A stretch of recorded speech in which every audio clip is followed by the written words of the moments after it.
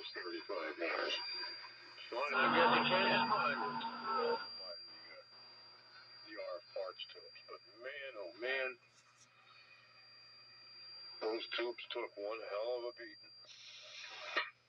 I got a feeling the guy who built this amplifier built it and then never used it because it looks like it's brand new. So I don't know how many hours these tubes actually have on them. Hey, Clark, man, you got a big signal in here tonight. Really? I feel like I got to go into shoehorn mode tonight. Oh, man, you're 40 over. I don't know. I think there's some bushy about your S meter. And yet he's Clark, you're way down from your normal signal up here in the North Country. Go figure. I'm what? Your signal is your best week up here tonight. Usually you're not. I guess it's conditions. You know what? I might be stuck on day pattern. That must be the problem. I'm supposed to be on night pattern. I got to run out to the tuning house and check it. And one BCG. That's right. Did you say bushy? That's bushy. Hey, Clark, he did BMI. I'm with BMI, just so you know. Well, I'm an ASCAP payer, so how's that? Bushy. Actually, I'm an ASCAP. That's a bullshit. And Clark, this is back to a QSO you had months ago. I don't talk to you that often. Did you really, tell the truth, did you really walk into Epstein's Kosher Deli on Central Avenue in Hartsdale with somebody from the radio station, sit down and order a cheeseburger? No, it was a bacon cheeseburger and a chocolate milkshake, and that was in a Jewish deli. Boy, did I get a reaction from the waitress. I thought you said it was Epstein's on Central Avenue, which Gordon and myself were very familiar with. I'm surprised they didn't throw you out. That's against kosher law, man. You can't mix meat and dairy. I never heard of anything like that. That was my first day working as chief engineer at WFAS, Gordon's favorite radio station, due to QRM. And when I walked in, they hadn't fired my predecessor yet. So yes, the morning show guy and the program director each grabbed one arm, spun me around, said, "Well, we're leaving. We'll be back later." Why? What's the problem? They haven't fired your predecessor. Oh my God! So as if I wasn't nervous enough. Well, the bacon would have been the clinker. Oh, yeah. Oh, God, forgot about that. Man, oh, man. Chris, we'll have to meet down there. I'm going to be in Hartsdale like one or two more times. I like bacon. Maggie cooked up a whole pan of bacon, and the leftovers went in some wax paper into the fridge. And tomorrow morning, I'm going to have bacon. Yeah, gotta meet you. I love bacon. Gotta meet you somewhere, Gordon. Well, Hartsdale is about 60 miles from where I live. And I happen to like that. I don't have any business in White Plains anymore. The cab company folded. But I love the pizza shop that is right next door to Epstein's. That's some of the best pizza in lower New York State. Yeah, we'll meet up somewhere one of these days, I hope. Didn't Kamala perform Bellagio on a few... Oh, sorry. All right, form of decorum. Jesus Christ. Form and decorum, I say. Form and decorum. I got a picture of her when she was a street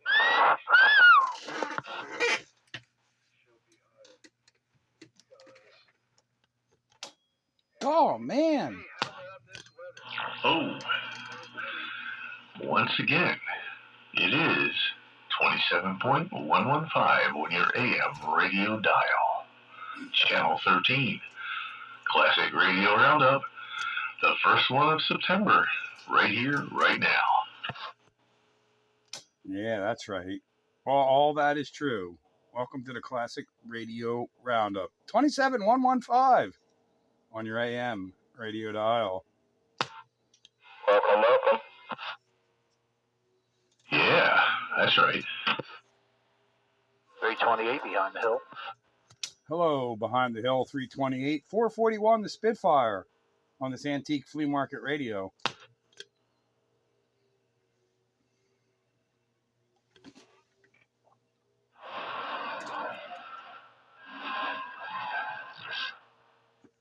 Can you hear me behind the hill? Oh, yeah, that one sounds real good. Yeah, that's a good deal. That's a good deal. This one was hiding back on the shelf for a while. Yeah, she's loud. That's too funny. Because it's stock. It's a stock mic. Cobra 98. That's a stock mic? That is a stock mic on my Cobra 98 by B&K. Wow, that's a pretty darn loud stock mic. Really? It really is. That's amazing to me. I should listen to myself. Yeah, it's definitely got some definite audio there. It's sounds a lot better than some people's amplified mics. What's this one sound like? This is my first day with this one.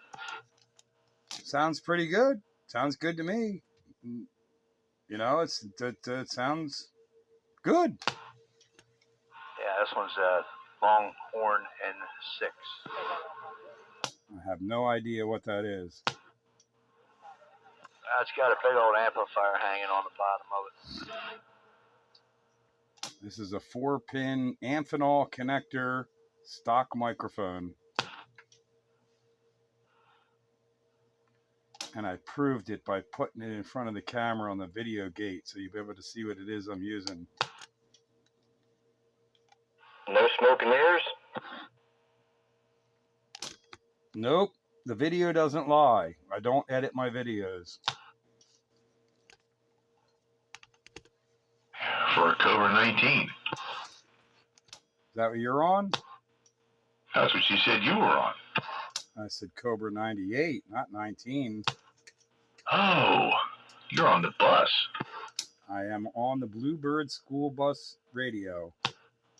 Oh, I must have misheard you then.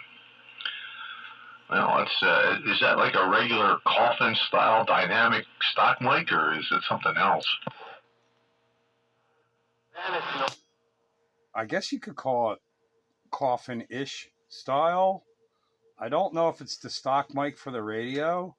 It's one I pulled out of my pile of microphones and my box of microphones. So I don't know if it actually belongs to this radio, but it had an Amphenol 4-pin connector, so I'm using it and it works. Oh, wow, and you actually found an Amphenol 4-pin. They're kind of as rare as hen's teeth, you know, but boy, that thing does sound good, though, man. That's really nice to know, because I wasn't thinking that it was all that great. And it has like the backwards push to talk, where the hinge is at the top instead of hinges at the bottom. No, I guess that's not really backwards, but anyway, that's how it is. Uh-huh. There's no markings on this microphone, so I don't know who makes it or what it is. Well, I guess it's going to remain a mystery. But it has some somebody's what do you call it, vibro etch back in the day. You know how people mark stuff? It says JAB 9122. JAB is not even on. That's not even a CB call.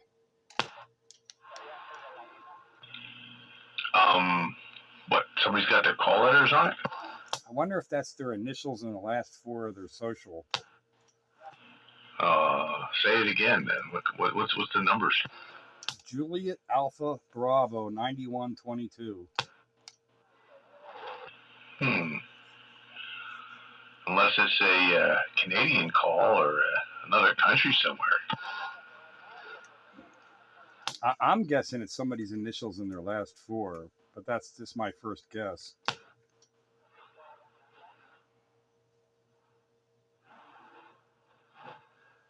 But again, there's no markings other than that on this microphone. I don't know who makes it or what it is, but I know it works, and apparently it works better than I was expecting.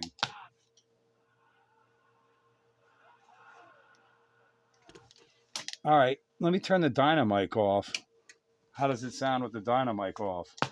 Not as good. It dropped down considerably. Or the Dyna Boost. Dyna Boost!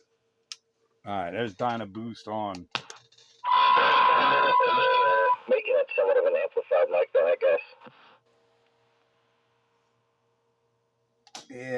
I forget the schematic on this thing, but that Dynaboost like bypasses something on the audio tube. I forget what.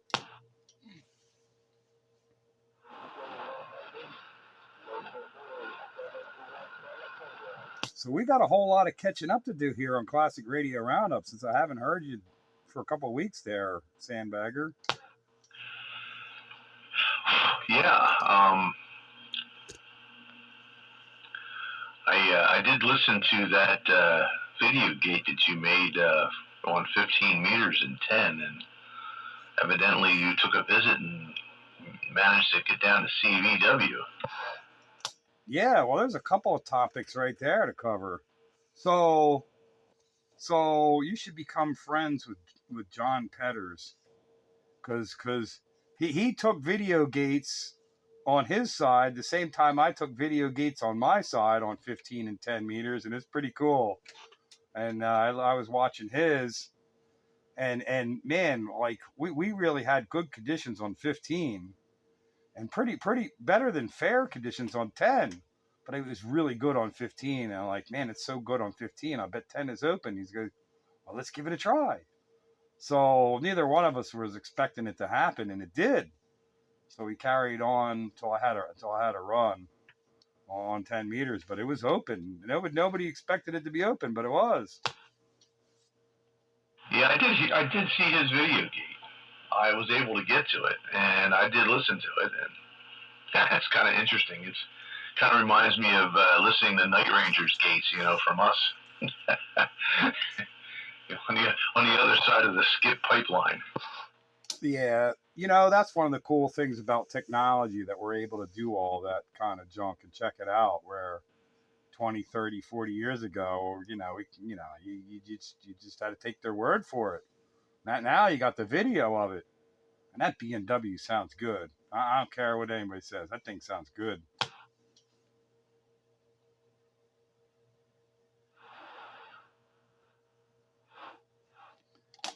Barker and Williamson kicks butt. That National does a pretty damn good job of itself too. I'm really happy with that thing. Those two radios make a really good pair. They really do. They really, really do. They're a perfect match. Same size, and they're both really good performers.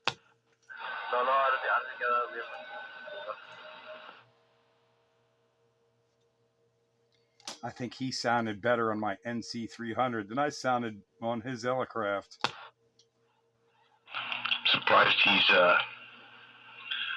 running such a radio on AM. I didn't think those things would sound that good on AM, but evidently they do a pretty good job.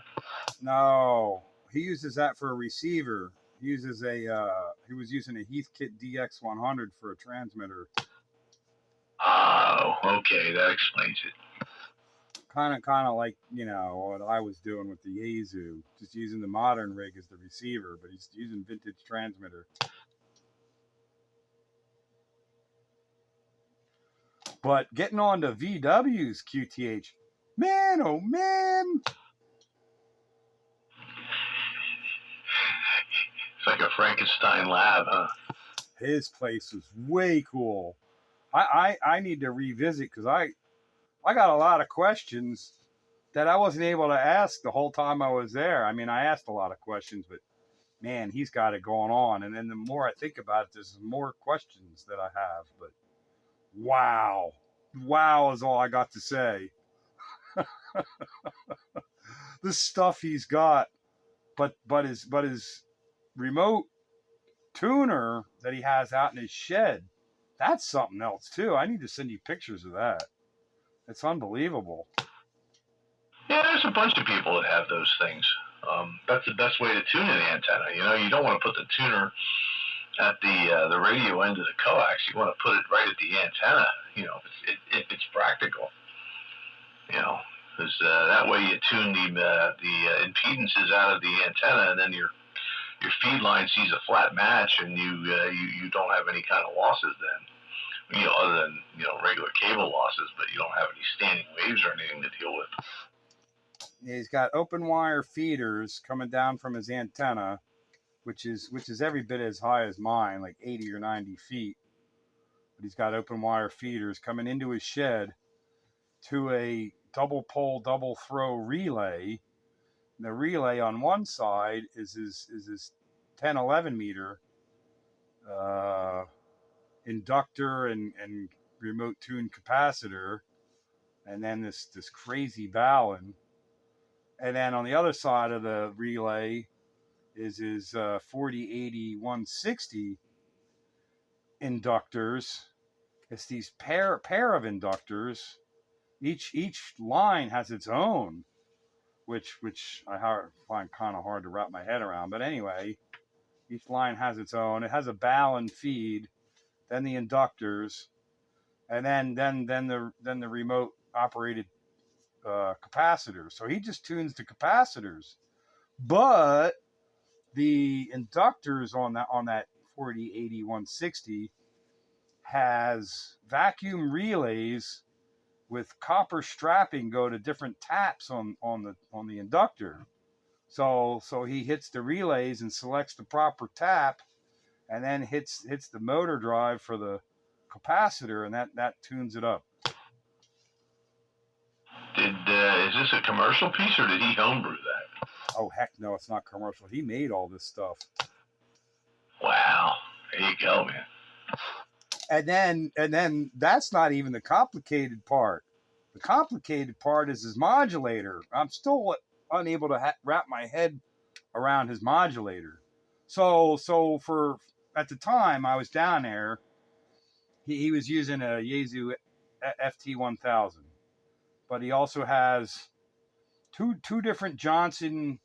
He's got a Johnson, I don't know, what is it, Johnson Warrior, a Johnson Valiant, and a Johnson Desktop Kilowatt. I think he's got 3 different ones hooked up plus the Yaesu. And somehow I haven't quite figured it out, and I needed to ask when I was there, but he's got this big wall rack. That's the modulator. So his modulator's got these, oh my God, I don't know, it's this big giant rack thing. It's got all kinds of capacitors going on in there, toroids and stuff for impedance matching, for modulation, whatever impedance is.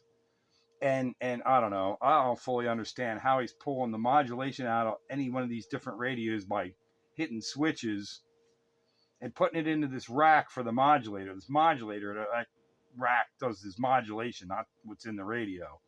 Somehow feeds it back into his RF, and it's got this, I don't know, I'm going to say it's like a 35 or 40 band EQ with his O-scope there, and this other thing that I didn't understand. And he was showing me his 200% peak, 200% modulation peaks with not 90 to 100% negative peaks on this modulator. Yeah, so he's doing asymmetrical modulation, or some sort of negative peak compression. You got to process the living hell out of that to get that to work right and have it clean, Well, rest assured, he's doing it right. He's doing it clean. He's like, I don't always run it like that. Normally he runs like 100 to 120% positive, but it limits it to 100% negative. He says, I only do the 200% positive when the slot bucketers get too close. Then he says he ramps it up. And then, like, I was looking at his EQ, and it goes down to 20 hertz. His 20, 40, 60, 80, 100, and 120 hertz were all pulled to the bottom. He says, oh, I'll push those up when the slot bucketers come in. I'll crank up the modulation, and I'll slide those up. But I mean, it was the biggest, longest amount. Like, it was like every 20 hertz, there was a slider. Wow. And I thought I had a lot when I had, 1, 2, 3, 4, 5, 6, 7, 8 different frequency bands. That really cuts it down to some narrow bands. I'm not lying when I say this thing was 25 or 30 different frequency sliders. Yeah, I question the need for that fine of an adjustment, but okay. Well, I think Dave just likes to do everything that he does, not only perfect, but over the top. So he does it over the top perfectly. And I haven't even gotten to the best part, the 5.5 foot tall amplifier. Yeah, I'm sure that's homebrewed too, huh? Homebrewed with that Russian YC156 tube. And I'm just gonna say he was wink wink, putting it into a dummy load, wink wink. I saw 5 kilowatts out peak through the bird meter.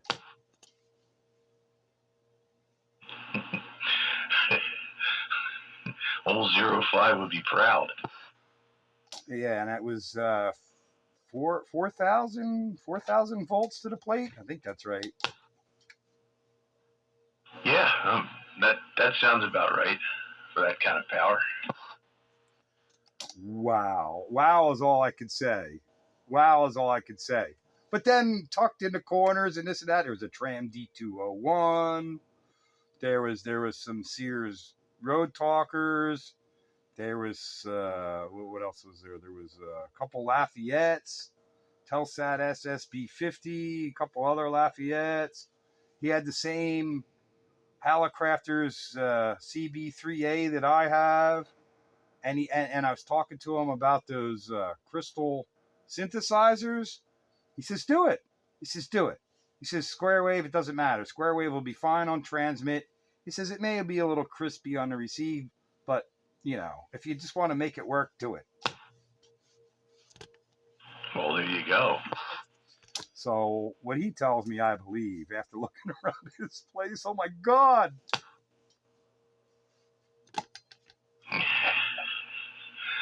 I'm surprised that he's got a small collection of 11-meter radios. I'm not going to call that a small collection. It wasn't like what you and I have, but there was probably 20 of them laying around. Oh, it's not a bad deal. So if you want, I'll send you some pictures of his homebrew tuner. And stupid me didn't bring my phone in the house. I should have took pictures of the shack too. But all I took was pictures of the tuner. How about that? Well, that's good. It was a fun day. I was there a little over 3 hours and just having fun, hanging out with the guy. He's a good guy. And his shack is like really something to behold. I guess his pictures on QRZ are, don't show anything close to the good stuff. No, that amplifier was so cool though. But then, what's really funny is like he's got all this perfection in these, the amplifier, the modulator, and that. But then he's got this whole, like, he keeps making excuses. Like, well, I still moved in. I'm still straightening stuff out, blah, blah, blah. Like, yeah, I get it. But he's got some, like, hokey things going on. Like his remote motors for his capacitors, the tuners. He's got a motorcycle battery sitting there on the bench, and he just grabs some wires and touches them to the battery, and you watch the SWR meter come down. And then he flips the leads around, and it goes the other way, and you see the SWR go up. I'm like, dude, you couldn't put it on a power supply and a switch? Well, that's what they say about nutty professors. Sometimes they do some weird stuff. Yeah, it was pretty funny. It really was pretty funny because there's like this real attention to detail on a lot of stuff.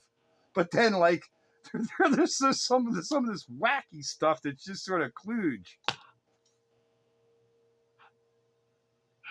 Oh, well. But anyway, it is classic radio roundup. I don't want to, keep anybody out of the loop here. Yeah, I didn't mean to get carried away, but it was worth description for some of what was going on. Yeah, I want to switch radios here. I got some adjusting I want to do, and I want to see if I can get it going on here. Rooster! Spitfire, just wanted to say hello. Hello, right back. Your countywide radio. Welcome to the classic radio roundup. 10-4, hello there, Bagger. Howdy there, good buddy. Good buddy. 10-4. Now jump between here and 15. That don't sound as good as the first radio. What? Yeah, well. What you're on now doesn't sound as good as the first one. Well, yeah. I was on the high fidelity Washington. Now I'm not.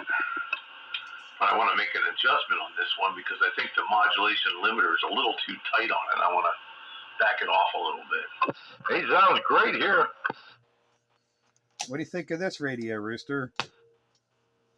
Hey, you're blasting now. I didn't change anything. Well, you sound a little louder than normal.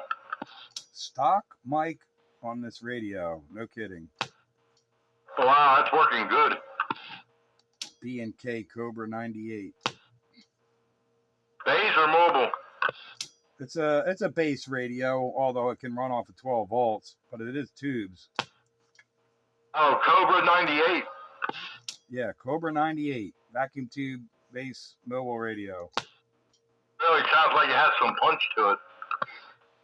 Stock microphone. A handheld, huh? That's correct. Tell you what, you don't need nothing more. Yeah, it'd probably be over the top with a amplified mic. It'd be too much because it's pretty good right now. That's a good deal. You gotta love these old tube rigs, man. They make audio. I know my Golden Eagle makes it to California. That's only because Mother Nature said you could. Right, 10-4. But the fact that you're heard in California, I'm not going to take away from it. It's still fun. Man, Oregon, I was up on 16 or 17, well, 16.5, talking to Oregon. Yeah, well, the solar flux is up pretty good. So, yeah. I was talking yesterday morning to a guy in England for a while on 10 meters AM with my 70-year-old transmitter receiver set up.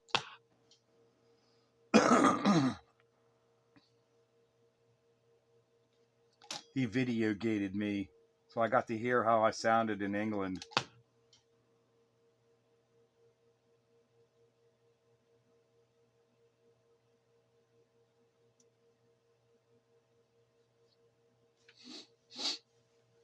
Sounded British to them.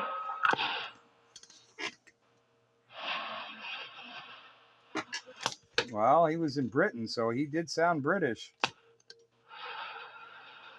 Yeah, something else there. Yeah, it's a guy I've been talking to for several years.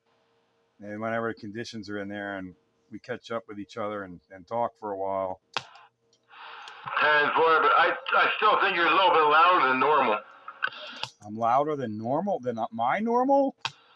Yeah, I think so anyways. Wow. Because I got some radios that could be pretty loud. I'm surprised this one falls into that category.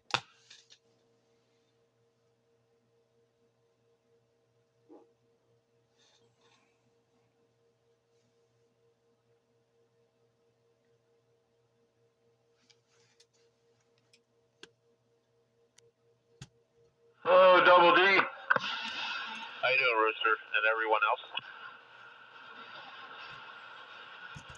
Hello, Double D from your countywide radio. Hey, countywide. I hope everything's going good. Hey, Double D. Go ahead, brother. You think Spitfire sounds louder than normal? You know what? It's hard to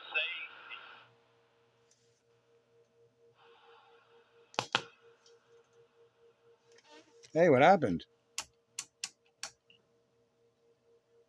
Hey, what happened?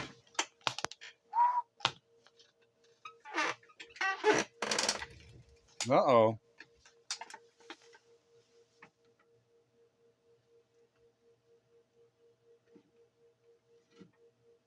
Oh, no.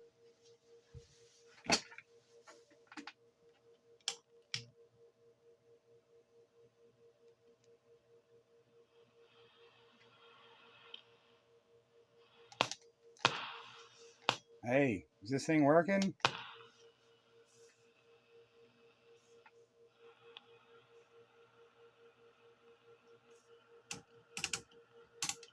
Oh no!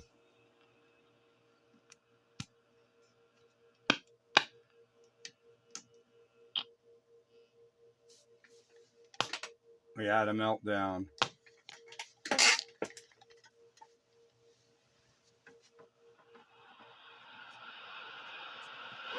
You had a meltdown? The bus died?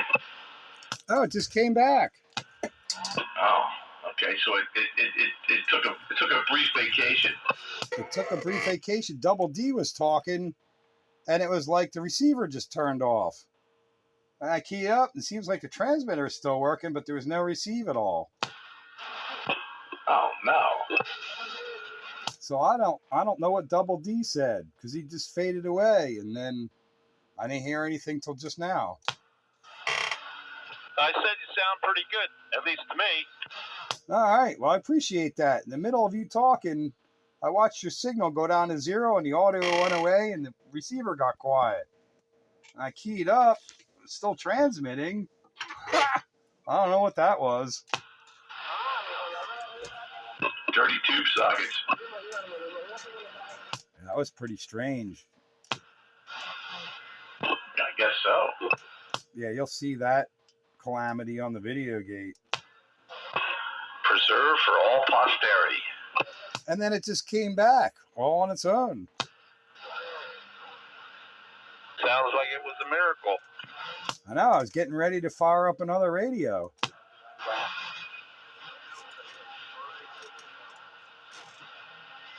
Now I don't have to, unless it does it again. Well, if it does it once, chances are it's going to do it again. That would be my theory. That's usually the way these things go. It will happen again, just a matter of when. Hello, old JR. Oh, JR. Hello, hello, and hello. Good evening to all. And Dave, did you just change your radio? Not immediately, but I did change it to this one a little bit ago. I had to make a couple of adjustments. Did you make that adjustment? Because it does sound louder. Yeah, I did. Oh, no. Yes, indeed, he do. I missed what Dave said because my receiver faded away to nothing again, and then it just came back again. Kicking in, yeah, I could probably loosen that up a tad. I don't want to, I don't believe in clipping limiters, but opening them up a little bit just to get a little bit of extra, that's not so bad. I don't think this radio is going to make it through the entire roundup. Oh, it's dying on you again? You got dirty tube sockets. Right in the middle of you talking, telling me about your limiter, it died. And then it came back again. Oh, you have to pull the lid off and start wiggling tubes. Yeah, well, the way this radio is put together, you can't really do that. It's the whole case slides off the back, but to do that, you got to undo the power cord. Okay, yeah, that's a pain. Yeah, it doesn't come apart like that. Did you try updating the software? What? Updating the software? And turning it off and turning it back on again?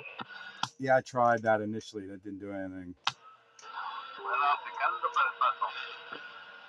Well, you're getting Jack. Man, all ready to fire up.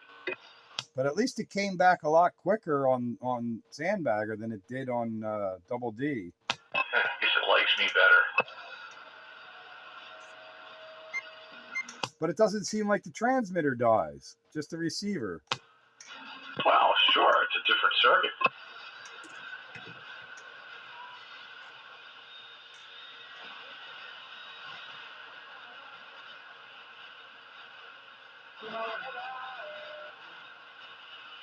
Well, it's currently working, so I'll keep running it until it dies completely. Yeah, well, when it dies, then we can stop talking about it. That's right, because it'll be dead. Good. DOA. Dead on arrival. Well, as long as it's not dead, we can keep talking about it. Yeah, you're giving me the same signal, but I think a little louder. Yeah, well, it's working. Hey, don't stick a fork in it yet. Yeah, don't stick a fork in it yet. Not yet done. It's got more in it.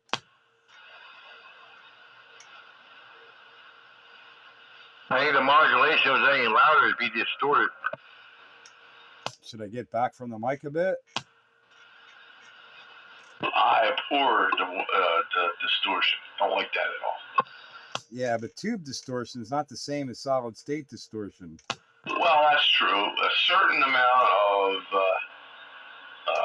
even harmonic distortion is probably, it lends itself to a warm feeling, and but you just don't want to go. You don't want to go too crazy with it. I don't think I could get too crazy. I'm giving her all she's got. I ain't got no more. I mean, all I can do to change things is move closer or further from the mic.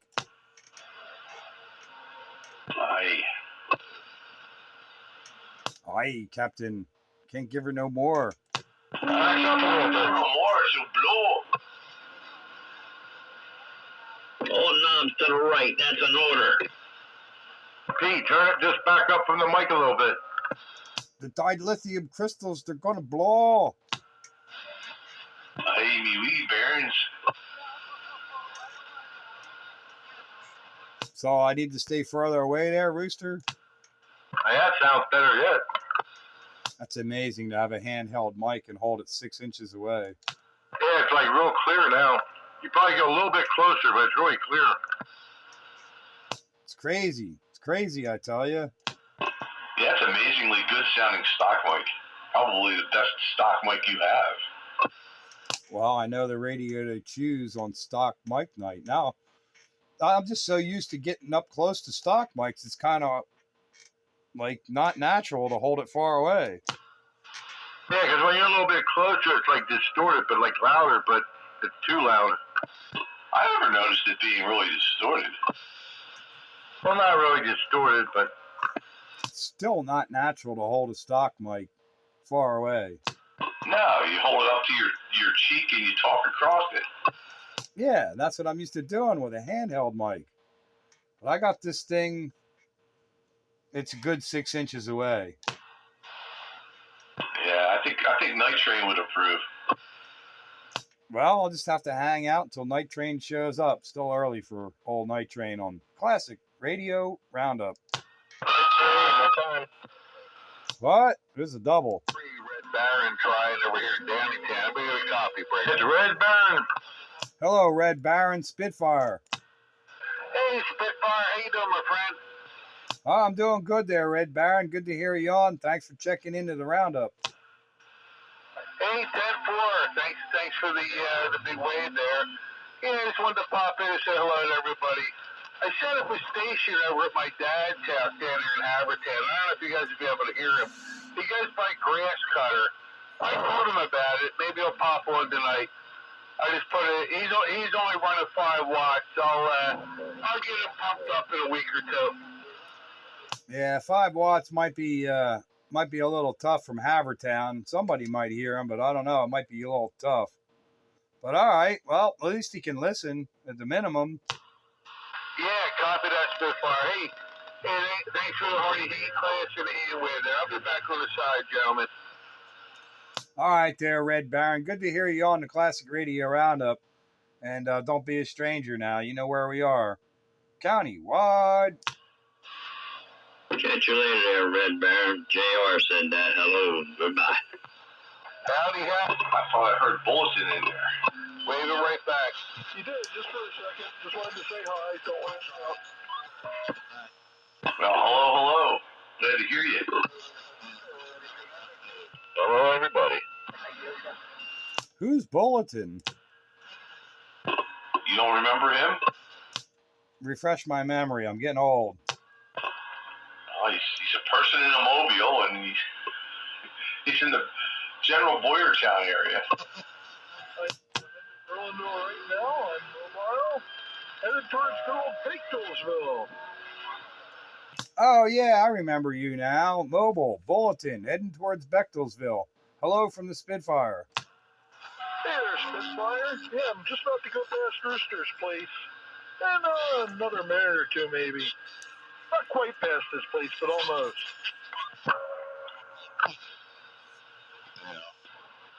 10-4 on the Rooster drive-by. Well, good to hear you on there. It's been a while, so I had to shake the cobwebs out of the old synapses there upstairs.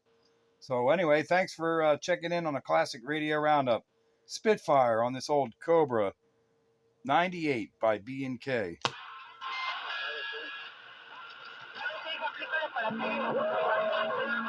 Bulletin.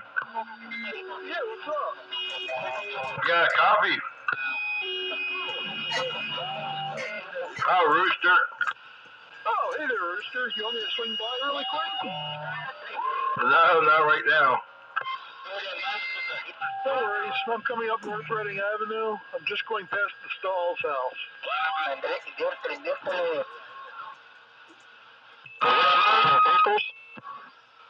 North Reading Avenue, past Jane and Paul Stahl's house. Now I'm coming up towards Liberty Fire Company. Oh, up to the stop sign. Yep.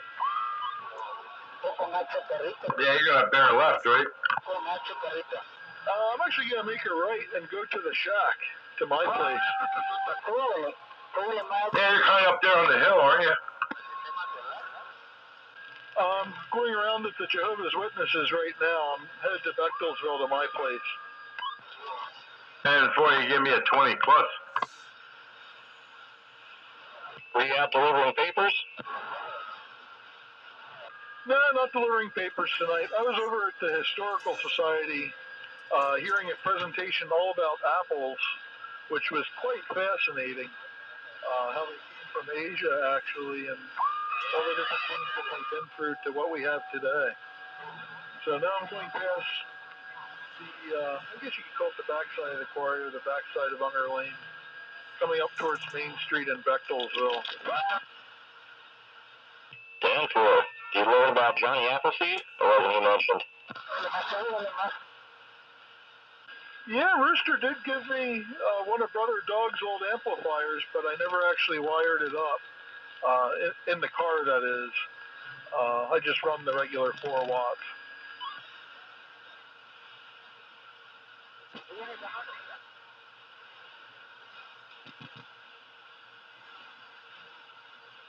Hey, who was the other guy that jumped in before Bolton? I want to know where his QTH was, if anybody can tell me.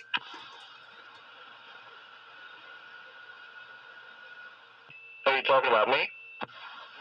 Yeah, what's your handle? This is Joker over here in Bowie. Wasn't Joker, with someone else. Joker, good to hear from you. Yeah, man, nice hearing you. Haven't heard you in a while.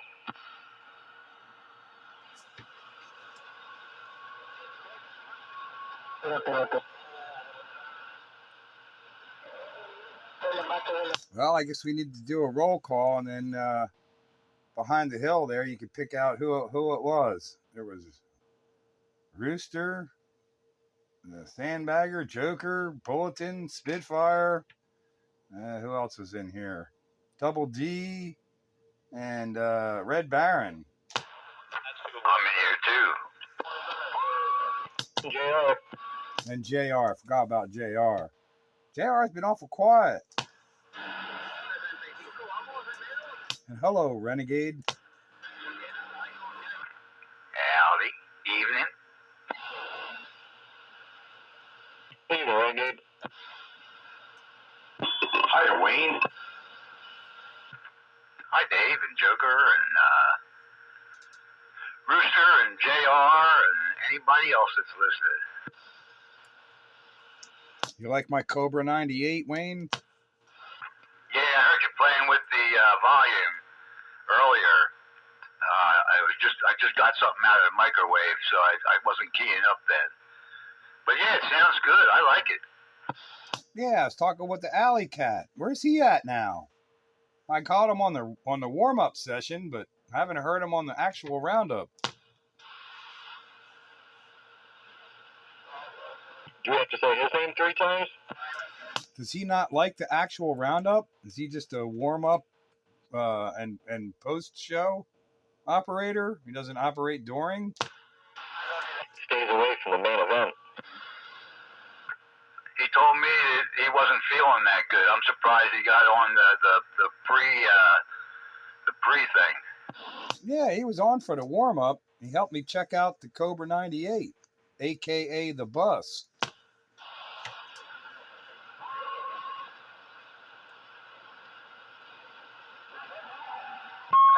They say he's been having terrible nausea lately, so I'm wondering if maybe he dumped me up for Bismol or something. That was a god awful double right there. Yeah, it was terrible. Somebody agrees. Yeah, it was a pretty squealy kind of mess. So I know Wayne was in there, and I got some of what you said. Who else was in there? Somebody's keying with me again, but what's the classic radio year cutoff? Would you consider? I'm just here sandbagging. 1984 or older. 84 over, okay. Who else was in there out there in the distance? Who was that? Yeah, Misfit here. Oh, it's Misfit. Where are you located at now, Misfit? I'm over top of the creek, just to the east of the Oaks exit.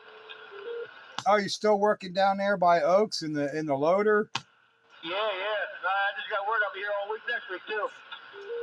Yeah, 10-4 there, Misfit. I knew I heard another voice out there. Well, thanks for checking into the Classic Radio Roundup. Spitfire here on my old B&K Cobra 98. Yeah, as long as it don't cut the receive yet. Yeah, as long as the receive stays working. It only dropped out twice, and it hasn't done it since. Knock on wood, it won't do it again, but you never know. Yeah, I got no wood here to knock on for you, so you're on your own. Well, I got some simulated wood grain vinyl. That's going to have to do. Take what you can get. Yeah, all right there, Misfit. Well, you sounded good. I hear you coming up here on the Classic Radio Roundup. That loader of yours does a pretty good job from down there. I appreciate it. I'll stand back here to sign that you guys roll, because I ain't got a classic. That's all right. We're glad to have you anyway. So chime in if you feel the need. I'll listen up for you. Misfit down there in the loader. Old countywide radio on this antique flea market junk. Good to have you in.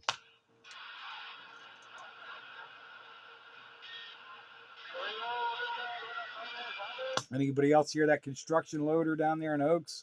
Yeah, I hear him. Yeah, I heard him slightly. I heard him better the last time I talked to him. I did buy the SBE Console 2 off of Meatball yesterday. Oh, no kidding. Well, that's a classic. Absolutely.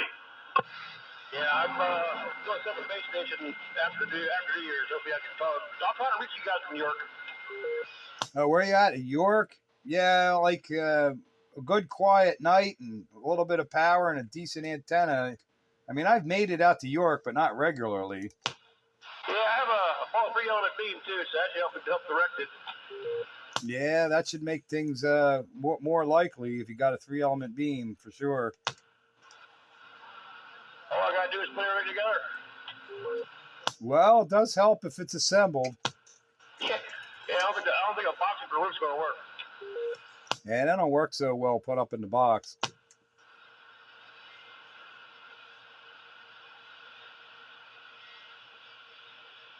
Put the box and roll up on the roof. Yeah, a little cardboard, right? That's the Polish way.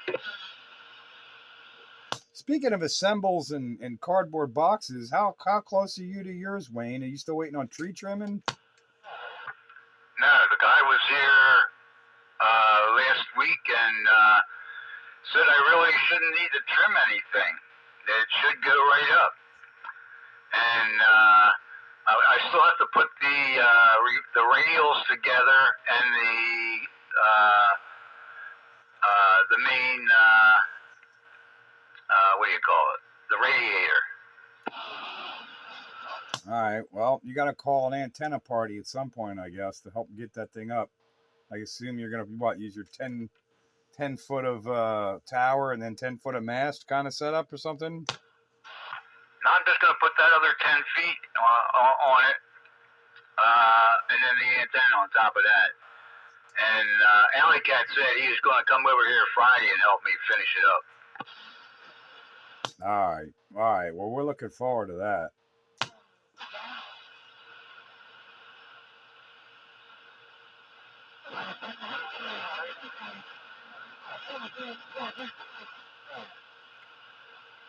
Never did get what radio you're on there, Sandbagger. I'm on the Realistic TRC-47. Aha, I said. What's that 6-channel thing you got? VW Dave had one of them too. TRC-11? Yeah. Yeah, the Mini 6. Except it was a Handic. A Handic? Yeah, it was a Handic 6-channel. But it reminded me of your Mini 6. Well, yeah, it's just another 6-channel radio.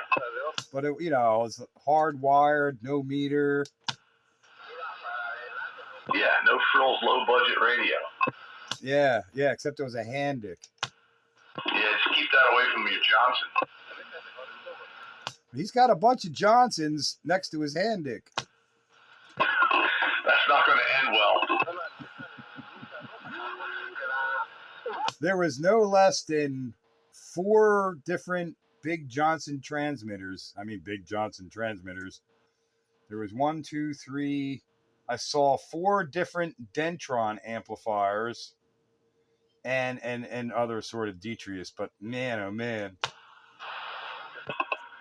Yeah, well, guy's a former broadcast engineer, so, And he's opening cabinets and then showing me his tube collection. Just a few 4 400s, 4 1000s, 3 500s, and all these ceramic tubes, CX 1500s, and I don't know what the hell they are. Man, a bunch of different ones. And there was a couple of them he put in my hand. I'm like, oh my God, that's bigger than my dog's Frisbee. puts out a lot of power, too. Oh my God, he's got a ton of tubes. I'm sure. He's going to hold on to them until he dies. And then, hopefully it'll go to somebody who will put them to use somewhere. Pass them on over. Well, I got to keep in touch with him. I think there's a homebrew amplifier in my future if I keep in touch with him. Well, as long as he's got all the parts, vacuum variable caps and, big oil filled filter caps and, all that good stuff. Band switches and coils and big giant transformers. Oh yeah, he's got it all. The tube to go in it. Well, depending on what tube you get too. I mean, some of them need like 50 amps just to light the filament. Yeah, there was a couple of those big ceramic tubes, and like, oh, that one would be good. I told him what my requirements are. I was like, I don't need to do what you do. I just need to be up. I'm good with legal limit. Yeah.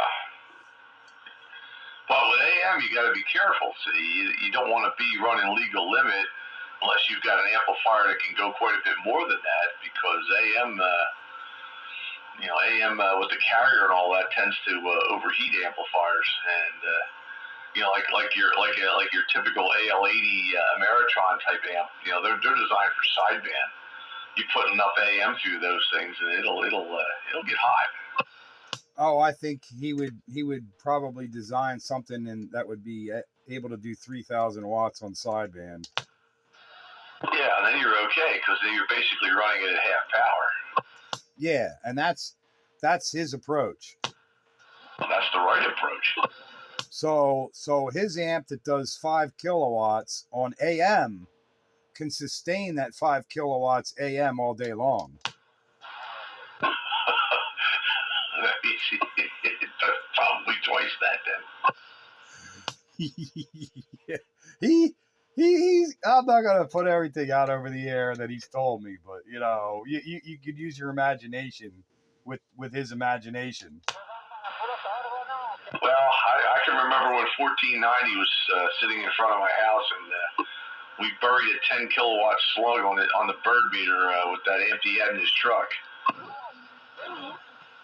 Well, he was using bird slugs. It's one of them remote sensing units, you know.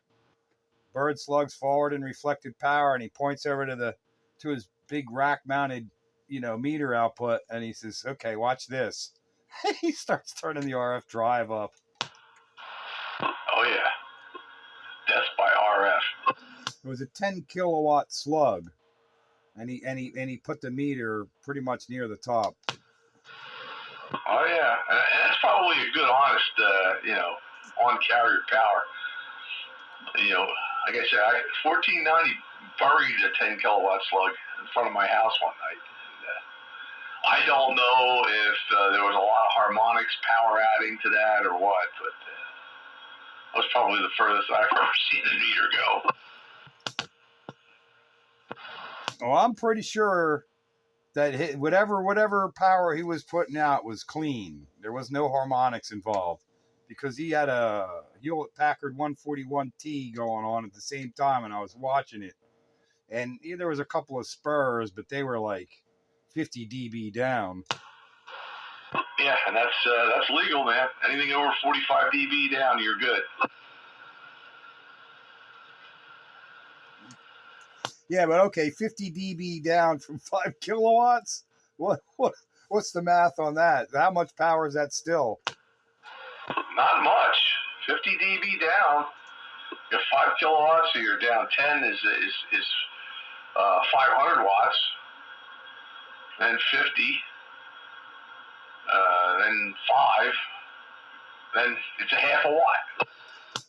Oh, yeah, okay, yeah, you made that easy, but okay, yeah, half a watt. So we had half a watt's harmonics. That's actually really pretty good, isn't it? Uh-huh.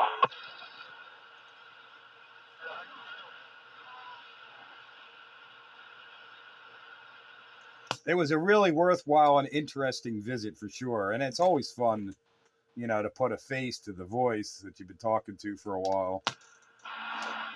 Yeah, someday maybe I'll catch an eyeball on him. He seems like a very interesting guy. Maybe I could have fun. Oh yeah, I'm sure you and him could talk above my level, you know. But I was like, I was keeping up with what he was telling me, but there's a couple of things that were like, it's a little out of my league. I don't quite grasp what you say. And I'm thinking, oh, old Sandbagger would have a good time talking with you. Yeah, well, he's got me beat. I mean, I've never played in that sandbox. I've always played with low power stuff. I can't imagine building something that big. No, but I think you could have more fully understood what he was doing with that modulator than I did. I mean, I understood the basics, but it really got kind of deep for me when he started explaining some of it. I'm like, oh, I don't even know what you're talking about. Oh yeah, I'd like to see how that's set up. That's really cool, though. That's all I gotta say. See, the part that I neglected to ask is, how are you pulling that out of your radio of choice and putting it back into your radio of choice and mixing it with RF? That's the part that I missed completely. Well, he's got an external modulator, I guess, and he's taking the low level out, running it into his modulator, and then shoving it back into the RF section. Well, yeah, that's what he's doing, but I didn't follow along how he was doing it. And he's got this switching arrangement. He could use that modulator on any of his transmitters.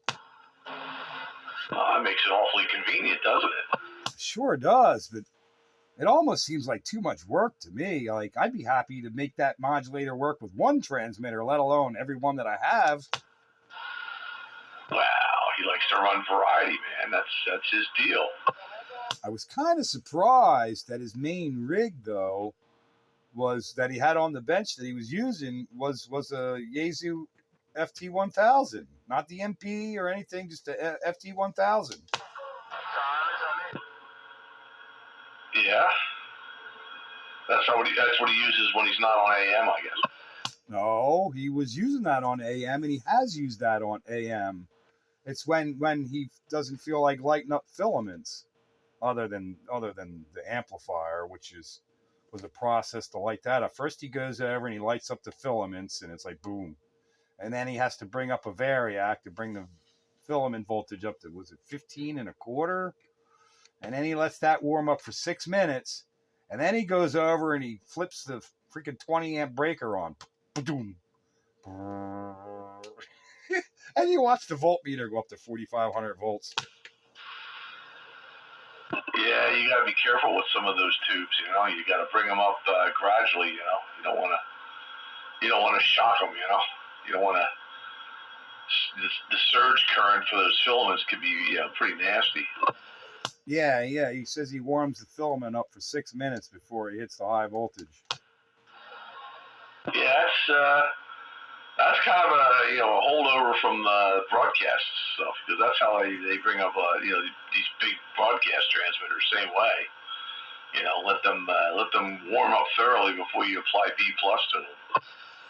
Yeah, you could tell that's the kind of guy he is. But wow, it's just wow. You need to you need to go visit his place to really take it all in. Me describing it just doesn't do it.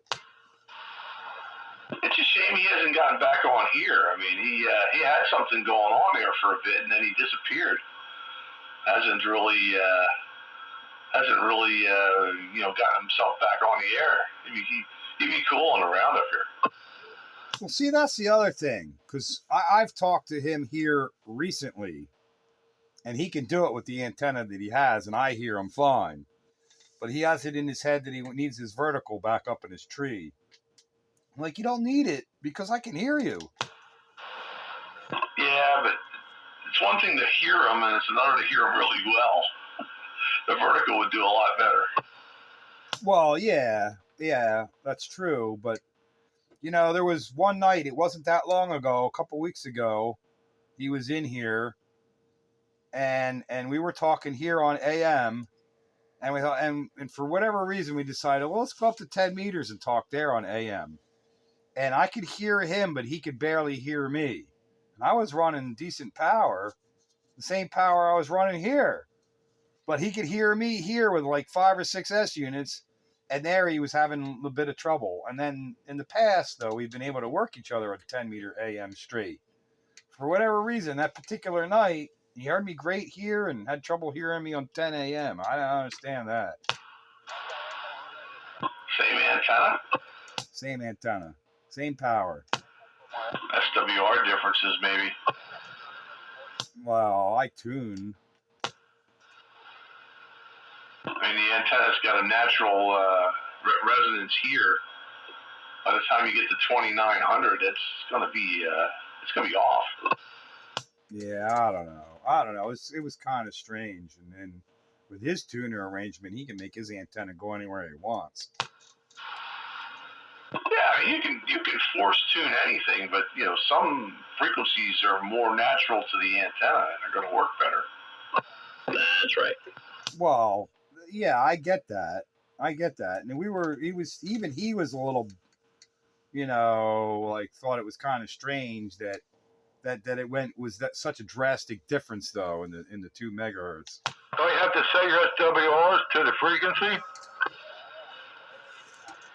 Yeah, low SWR is what you would like to get anyway. But there's a number of ways of doing it, and you can either tune the antenna or you can tune the match. And if you tune the match, you're going to have more loss. With a tuner, you tune the antenna and make the antenna natural where it wants to be, and it's going to work better. Yeah, but my IMAX has a good match here. And then it does have a dip up there too. So I don't even need a tuner up there for it. So I don't know, but and his antenna, he's got that open wire feeder with his tuner right under the stinking antenna, and then coax into his shack from there. So he's got the best kind of setup for the kind of antenna he's trying to force feed on this band. It's just that he could hear me fine here, it was no trouble, and then we went up there and it was trouble. Well, the other thing you got to consider too is the wavelength of your antenna. That IMAX is a 5/8 wave antenna here.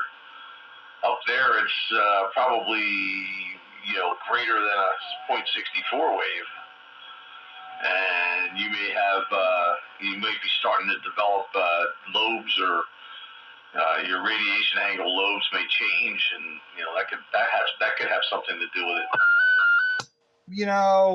That's the first thing that kind of makes any kind of sense, because his lobes would probably change, my lobes would kind of probably change, and that's probably it.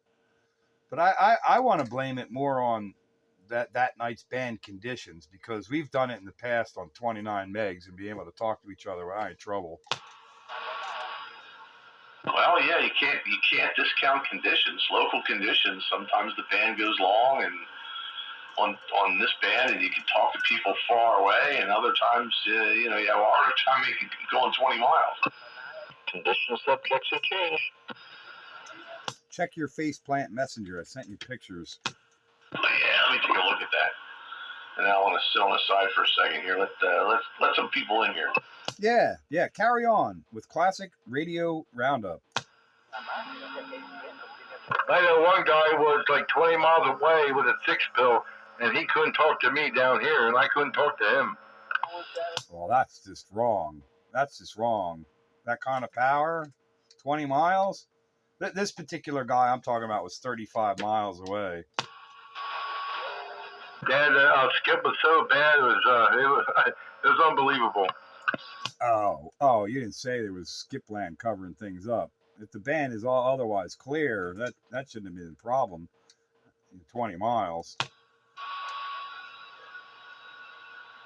It seems like 20 miles around me, I'm easy. It's beyond that. It all depends on the other station, the band conditions, and all kinds of factors, like getting out 35 miles. You wouldn't think there'd be a big difference between 20 and 35 miles, but there is. Oh, that was Fleetwood to Boyertown. Oh, I could talk to Green Dog up there in Fleetwood. Well, he's horizontal. I can use my horizontal, and it works pretty good. Yeah, for some reason that night we just couldn't talk. There was so much noise though. Well, that's usually the thing. The noise matters. Hell, you guys can barely hear me. Barely hear you, but I do hear you. Yeah, we hear you.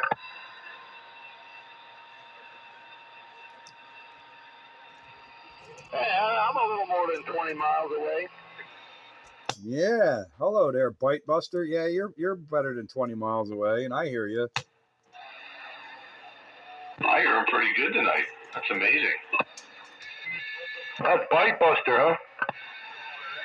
Yeah, but there's a lot of noise in the background. Yeah, there's some Skipland junk going on out there tonight. I do have the antenna pointed slightly more to the north than it has been, so that's probably why I hear him better tonight. I actually don't hear him at all. Skip's too noisy. He's gone. You running QRP tonight, JR? Yes, I am. I am running QRP. That is correct. All right. Well, all right. The meter don't lie then. Oh, no. No, you got an accurate meter. Yeah, it's a pretty good meter on this old Cobra. It's one of them big old square meters. Yeah. As long as it has all the numbers, that's all that counts. Well, it has all the numbers, all the odd numbers, but they're nicely spaced apart. They're not all bunched up.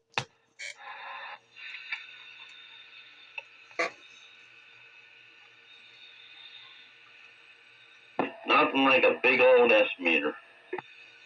Yeah, a backlit big old S meter. I remember one time I made one out of one of those old engine analyzers there. The old Sun engine analyzer. I made an S meter out of that. I made one a while back out of an old voltmeter that I had. It was pretty big old voltmeter, and there was one particular scale on it that was perfect as a S meter. The numbers all lined up perfect, everything. I called it my spy meter. You may remember that. I remember hearing about it, but I don't think I ever got to see it. But yeah, that's pretty cool. I like big S meters. I think they're cool. I don't know. If anybody makes the slightest change, you can tell. On my spy meter, I could tell 1/10 of an S unit difference. Nice. That's nice. That's a good S meter. Yeah, it was pretty cool. Whatever became of that S meter? Fire starter. Oh, there's Train. Oh, good evening, gentlemen. Hello, Night Train from your countywide radio. Yeah, what happened to it was the fire starter. Oh, that's a shame. He took it with him? Well, you could say that. He burned the poor thing up? Well, I loaned him my 441 Navajo with my big spy meter at the time that he got booted out of the house from his wife, and and then she started throwing everything of his into a dumpster and a moving pod or whatever, and nobody knows where it went. The dumpster. Yeah, nobody knows where it went. Went in one or the other, and it was never seen from again. Man, Like, that was my radio. that was your spy meter. I just wonder how'd you hook it up. That's what I wonder. How did you hook it up? I put an 1/8-inch phono jack in the back of the radio, and then I took the wires from the phono jack to the S meter, and then made it. Well, there's three pins on the phono jack, so it's this circuit, that circuit.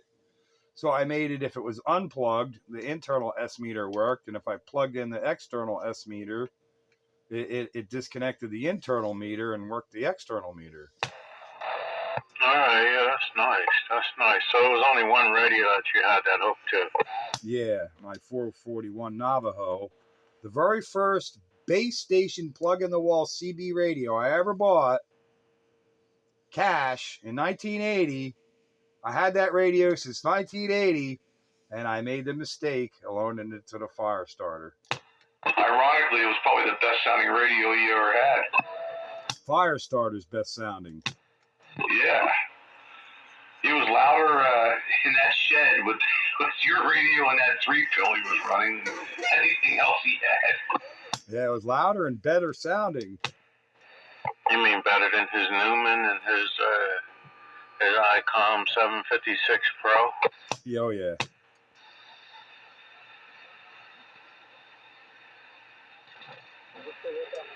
Speaking of Newmans, I didn't see the name on the microphone that Dave was using, but it was some sort of studio mic, and the thing must have been 8 inches long. So you grab the stem of it, so that's 4 inches, and the mic element part was another 4 inches, and it was an SLR connector on it. Did it have a push-to-talk button? No.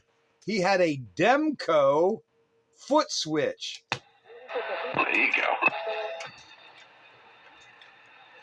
Wow. So who's all in for Classic Radio Roundup tonight? Countywide. Me. Good evening, Night Train. Oh, good evening, old JR.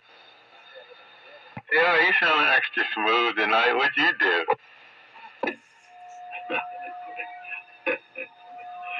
I'm QRPing. All right, yeah, it makes you sound civilized, man, like you took a bath or something. He had a sprinkle today. Hey, oh, geez, you're not going to put that radio on, are you, Train? This is it, but I'm not going to do what you want me to do with it. I want you to do it. I'm telling you, I want you to do it. They'll appreciate it, honest. Nah. Is that the Lafayette? Yeah, this is the Lafayette. Yeah, it's sounding real good, too. Yeah, JR want me to jack up the modulation and then get down. When I first plugged it in, the mic was turned kind of high and it was shattered. And he liked it. The best you ever sounded. Oh no. Yeah, he wanted me to get on down, get up. He wants you to be a down getter. Yeah, or get up or get down. Bagger, what you running tonight? TRC 47. I made a little bit of an adjustment to the modulation limiter. It was a little too tight. Now it seems to be a little bit better. Yeah, it's nice. What about you, Pete? B&K Cobra 98 with a handheld stock mic. All right, yeah, that's the one. I didn't know that was two until after you got a little deeper into the conversation, but I petered out somewhere along the line. Yeah, B&K Cobra 98, a.k.a. the Bust. And Roger. And JR, what's that you're running, QRP? My Turner plus 2. And of course the 29.95. Yeah, you feel bad saying that 29.95. No, I don't feel bad about it. It does everything I want it to do. When I need it, it's there. You know, it's like a good woman. You know what I mean? Yeah. One of these days, I want to play you my 2980 when I get in the mood for, Chinese radio. Come on, show you how it's done, 10-4. Hey, JR. Chinese? Yours is in China? This was, I think, Indonesia. Well, go ahead there, Pete. 2990, is that one of them rack mount Galaxy looking things? 29.95, yes, it is. All right, just checking. Yeah, the reason why I say China is because Indonesia, that's China, Indochina, ROC, Republic of China. Well, see, ROC, the people of Taiwan, the ROC, would take issue with you saying, well, that's just China, because they're not. That's right. Yeah, well, they sure call it Indochina, I'll tell you that. Well, Indochina is a whole nother place. Indonesia. Indonesia is an independent country with nothing to do with China. What kind of people in there, man? The Indochina, the Indonesians. You said it right. No, but the Republic of China, Taiwan, they're the nationalists. They're the people that are the non-communists. And in the Chinese Civil War, 1947, they got booted out, and the communists took over. So the Taiwanese, or the Republic of China people, do not like the CCP. What's the CCP, first and foremost? Communist Chinese Party. All right, and what about the Indonesians? Are they communists? No, they're a republic. And Indonesia is a completely different country, nothing to do with China. I see. So JR, you want an independent Chinese radio? You know, I know. No, I got something I want to say, but I won't say it. But it's okay. I heard a guy last night on 80 meters talking about a Chinese lady there. Oh no. Boom, boom, long time. I prefer the Philippines myself. It was a good, interesting conversation. It really was. But I'll let it go at that. Now, I could tell you some stories about the Philippines when I visited there as a young single sailor, but it's not fit for classic radio roundup. It's not R-rated. It's not Mrs. Train approved conversation. So in person, though, I may tell you some of these stories if you ask. 10-4, yeah. And it will greatly increase our knowledge. Not something you would probably say in the presence of your wife either. No, More people on the channel. No, that's information my wife don't even know. We might be able to get some money out of this one. Channel 13, $2 cover charge. But, in my defense, she wasn't my wife at the time. Oh, I'm talking about blackmail money. You're an opportunist. Be like, well, baby, I wasn't married to you then.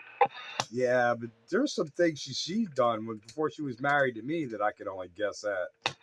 Well, I would never ever want to know. That's the best way to keep that. Yeah, I just the fact that there was some, you were young too, and you did your thing. I was young and I did my thing. We don't really need to go into any details about it. I ain't lying, man. Hey. Mm-hmm. So what do you think of the modulation bagger on the 25A? I mean, the 444, because this is not the 25A. The 25A has 2 more channels. That's the 444/25? No, it's just 444. That's all. Okay, so that's, yeah. Sounds good, though. Really does sound good. It makes everybody sound good coming into. Now this one has been completely recapped. I just got one more thing I want to do to it, and that is I got some brand new SO239 connectors, and I want to solder one of them in there. Dave, do you remember what it was, that Lafayette that I had? That was really like that different chassis like his. Wasn't a 444, was it 400 or something? Yeah, it was an HP 400.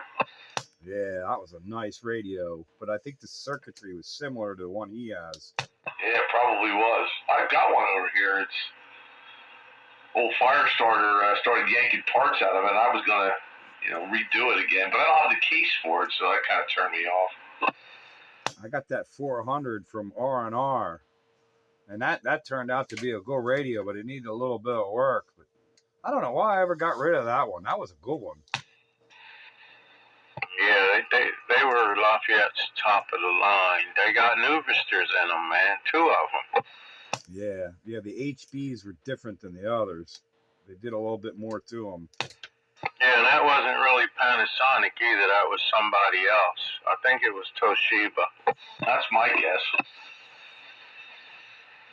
But they're beautiful, though. I mean, you hear the incoming, and it's like, wow. Yeah, I'm pretty sure there's a video gate of my HB 400 out there somewhere. Tagging 4.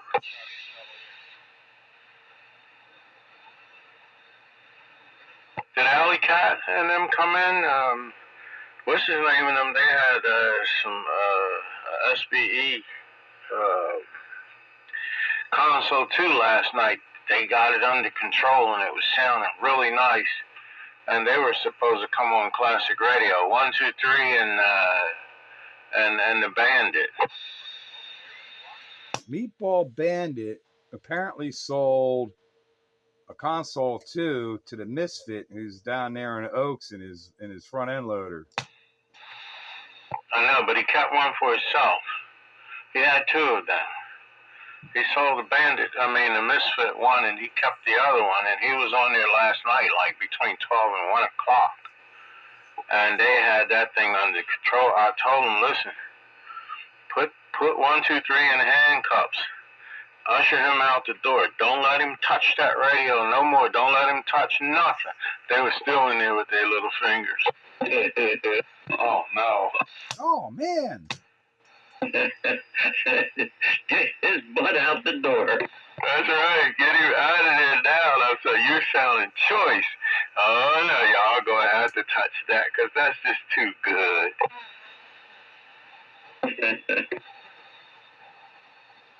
So they were both supposed to come in here tonight. I don't know if they will or not. Goose, and who was the other one? Meatball Bandit? Yeah. He was at Meatball Bandit's 20, and they had that thing set up. They had a little amplifier with the old-time pills in it, like the Motorola pills. It was maybe like 100 watts. It was clean as a whistle. They had it all together. He's like, you don't recognize me? I'm like, no. I don't know who I'm talking to. And he would give me a few more, and I couldn't figure out. He had to identify himself. That's just how good he sounded. I'm like, that can't be 1, 2, 3.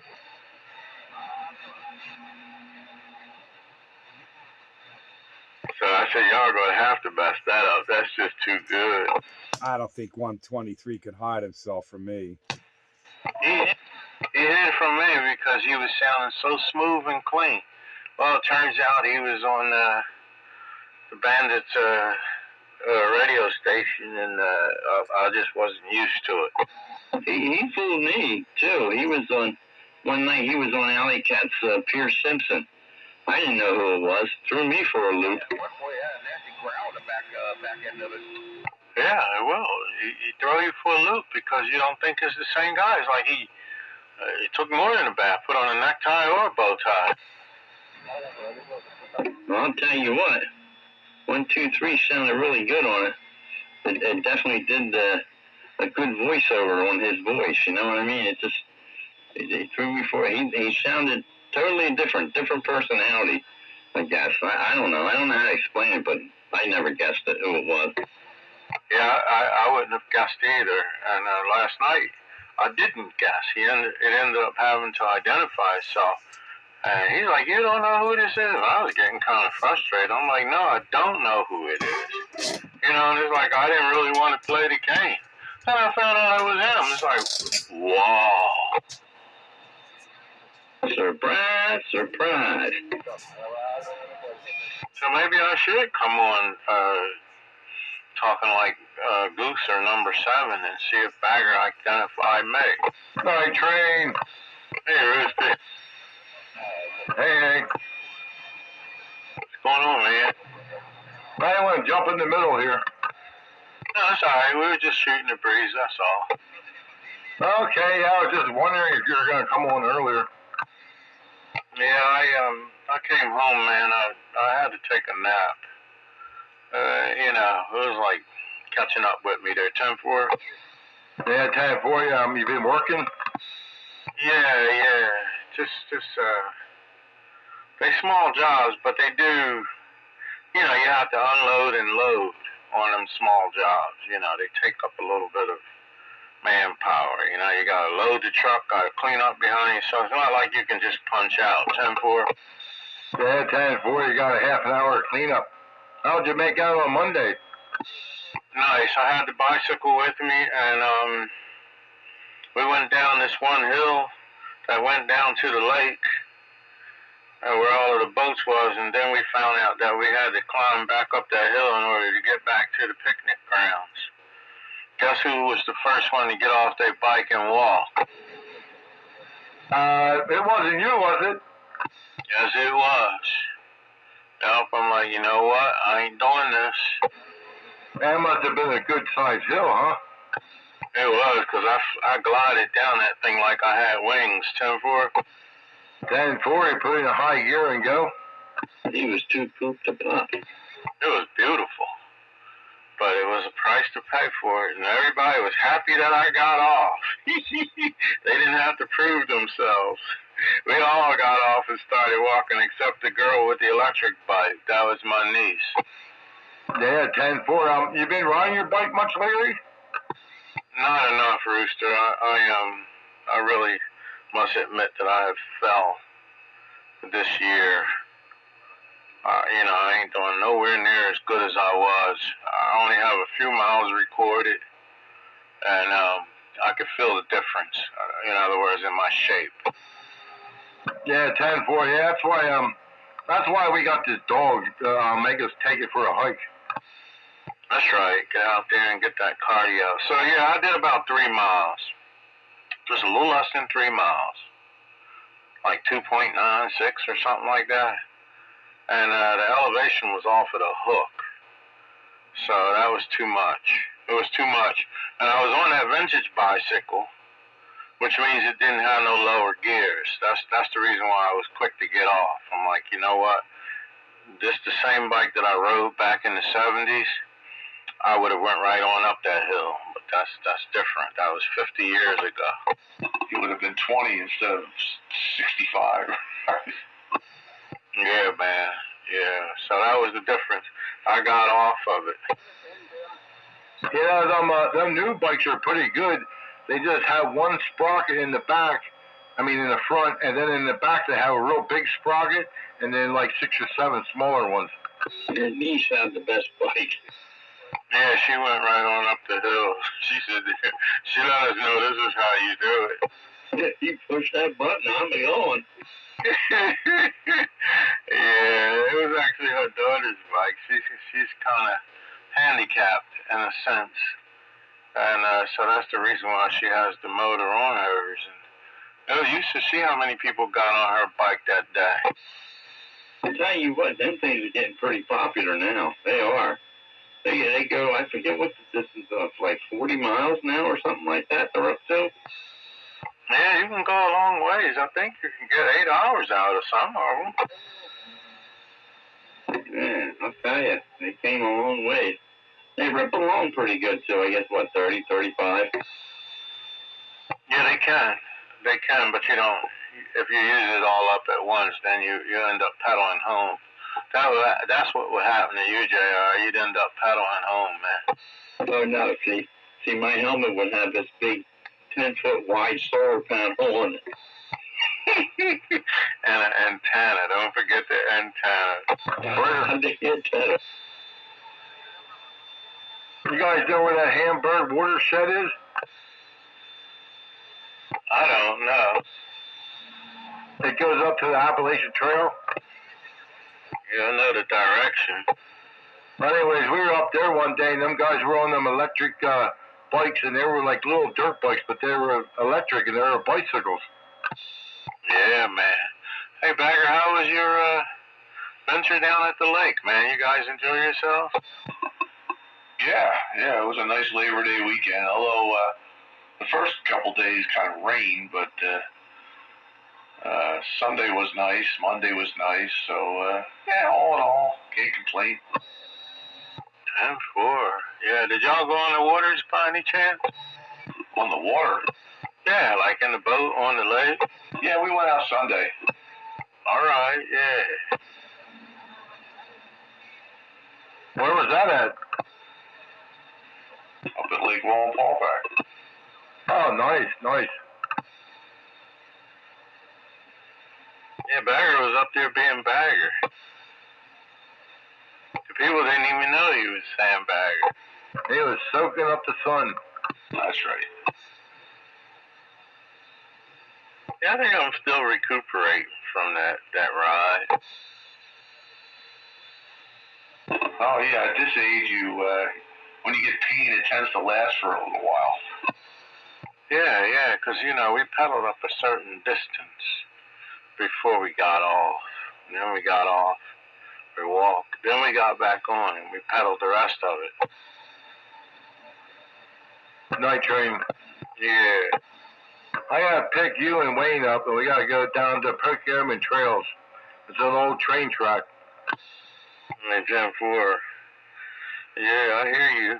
I wonder, where's Wayne tonight?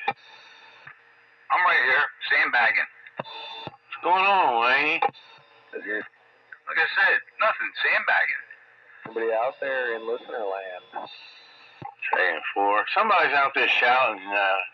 I don't know if you're reaching us or are you calling for someone else. But you do have a night train here in Pennsylvania.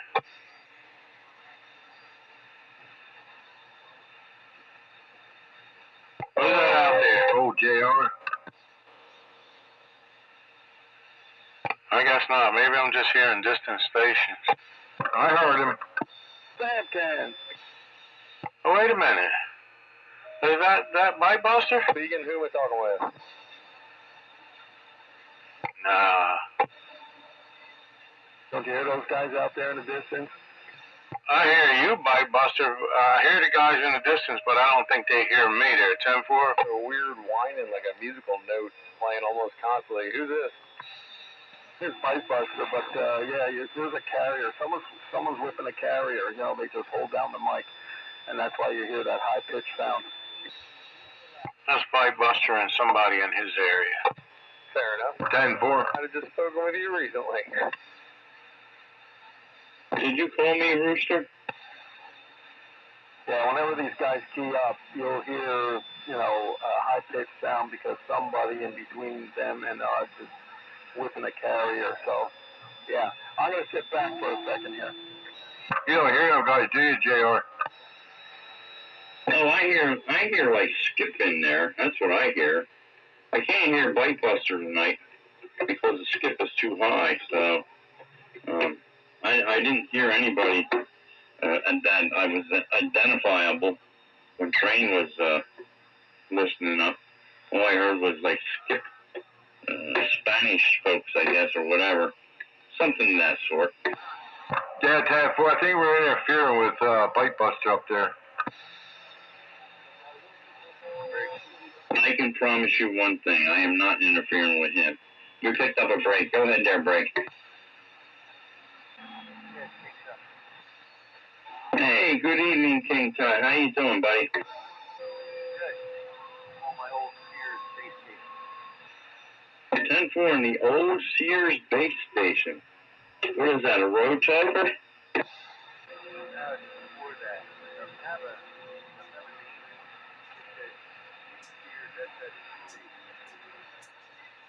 Sears SSB. Well, your audio's down a little bit, but I can hear you. Dave, do you know which one he's talking about? What's he talking about? I can't hear him. He's talking off of an old Sears radio. Don't have it's not a road talker. He says before that, but it is a sideband radio. Oh, it must be a 23 channel then. Same radio I have. Hey, Skippy. Yeah, that's hello there. That is pre-road talker. King Tut, night train waving. Are you capable of turning the mileage up a little bit on that? Does it have a volume knob or anything? No, it doesn't. All right, you might have to eat that mic a little bit. Oh, man. What's going on, Skippy? Hello. Sit back, listening to you guys, and the stations you were hearing in the background was just, I don't really hear them. I was just hearing that skip land noise, but I didn't get a chance to key up and let you know. Hey, 10-4, yeah, that's, I hear the skip, and that was Bite Buster out there with, I forget his, the other guy. Oh man, I forget his name. I'm getting older and older.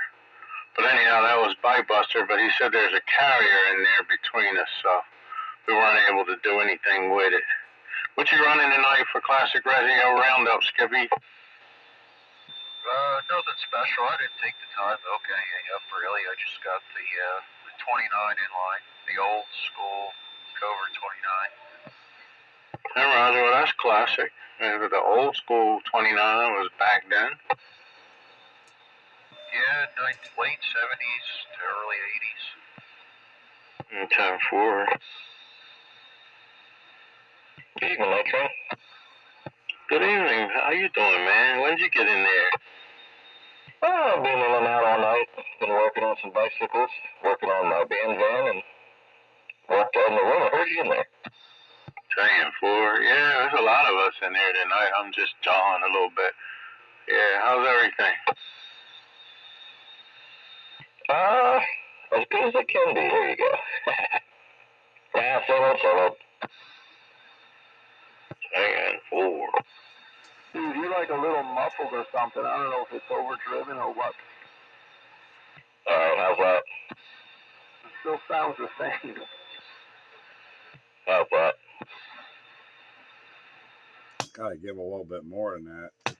How's that sound right now? This is a little bit more. I turned both gains down a little bit. So it's funny. It goes from the run night, these exact same settings is perfect and everything. Sounds good. Now tonight isn't. Interesting. All you did was lower the volume, but it still sounds muffly somehow. It's like fuzzy. You sounded better there, Jugger.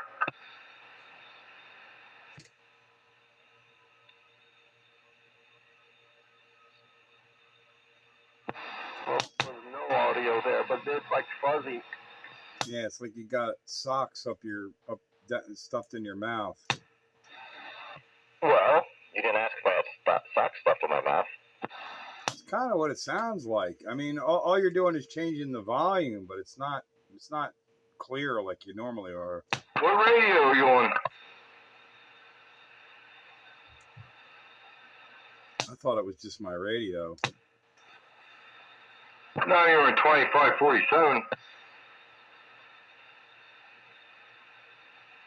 Speaking of radios, I picked up a new toy. Quick check, bye. What was it? What kind of a toy did you get? Anybody seen those Arduino platform ATS-20 radios that are out there? Is that one of the Chinese ones that it's like multi-band and they'll sell you to be like $50 or something? I got it for $30, and yes, it's a Chinese radio. It's based on an Arduino platform, and it covers long wave to FM broadcast, and it does AM, FM, upper and lower sidebands. Pretty cool, actually. Yeah, I got a little FM stereo type radio that it's supposed to do like Bluetooth and all this other stuff, but the FM receiver is horrible. It's got spurs or something. It just doesn't receive well. I'm like, well, what do you want for $25? Chinese junk. I don't know if it's the same thing, because this is long wave to FM broadcast, and on the 8-inch telescopic antenna, it picks up high frequency, from 80 meters and all, like, no problem. It's FM broadcast in my volcano crater. I got to set it in the right spot to get it without static, but depending on the station. But I mean, I'd pick up shortwave broadcasts. I was listening to Skipland on channel 38 lower sideband, and 80 meter AMers, 40 meter AMers and stuff. It's pretty good for $30. And it's about the size of a pack of cigarettes, right? From the van. I don't know if this sounds any better.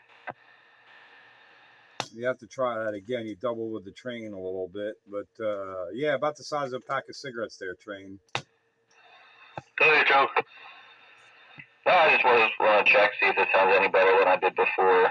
I removed the thing, which is funny because the other night you and I were on train in the exact same settings. It sounded fine. But, I guess it just goes to show. Different conditions, maybe things change. Who knows? Sounds good now. Better. Well, if it doesn't sound any better than this, that's all I got, and I'm not doing any more. What's going on up there, Bike Buster? Well, I was just listening to Spitfire saying that he's got one of those SD radios. For the price of $30, I mean, it does reasonably well for a radio 30 years ago that would have cost you a couple $100. Right. So I mean, is it the best? No. Is it pretty good for $30? Yeah. Is it good for scanning the bands? No, it sucks, because every time you change frequency, it has this little artifact before it clears up. So it's not good for scanning the bands, but it's good for spying on the frequencies you want to hear, and you know where you're going. And the receiver sensitivity for an 8-inch antenna is pretty damn good.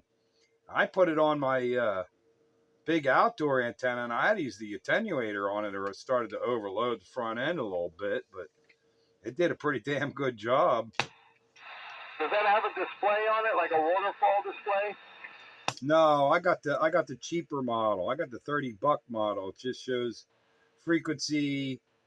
You could, the mode, S meter, battery level, bandwidth, filters and that kind of stuff. The one that I have it through my computer. It's just a little module that connects, and you've got a little antenna with the thing. You can watch the whole band, and you can see what stations, what frequencies are active, and you can literally tune to that frequency. Yeah, that sounds more like an SDR kind of radio. I guess this thing is SDR architecture, but it's not hooked to the computer. It's a standalone radio with a built-in speaker and all. And where did you pick that up? Amazon, $30, free shipping. I'm gonna have to check it out. It's called the ATS20 Plus. All right, I'm gonna look it up.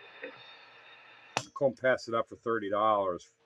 You know, long wave to FM broadcast. It's pretty good, especially being AM, FM, upper and lower side, with selectable bandwidth from 500 kilohertz to 6 kilohertz. Or do I have that right? 0.5? Anyway, it was 0.5 kilohertz to 6 kilohertz bandwidth. So it's got selectable filters, which are pretty good. The one I'm looking at has sideband, lower and upper. Yeah, upper, lower sideband, AM, FM broadcast. You could select the FM for like 10 meters, FM stuff and whatever. And yeah, and it covers from 100 kilohertz to 108 megahertz. Sounds like something that you can have on the job while you're working and just listen to it. Yeah, that was kind of what I got it for. I'm gonna take it to work with me and use it there. In your pocket. It's not very big at all. It's got a built-in rechargeable battery that lasts a long time.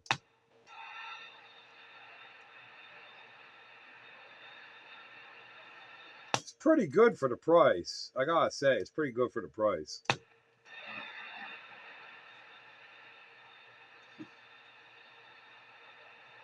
Old Chinese engineering.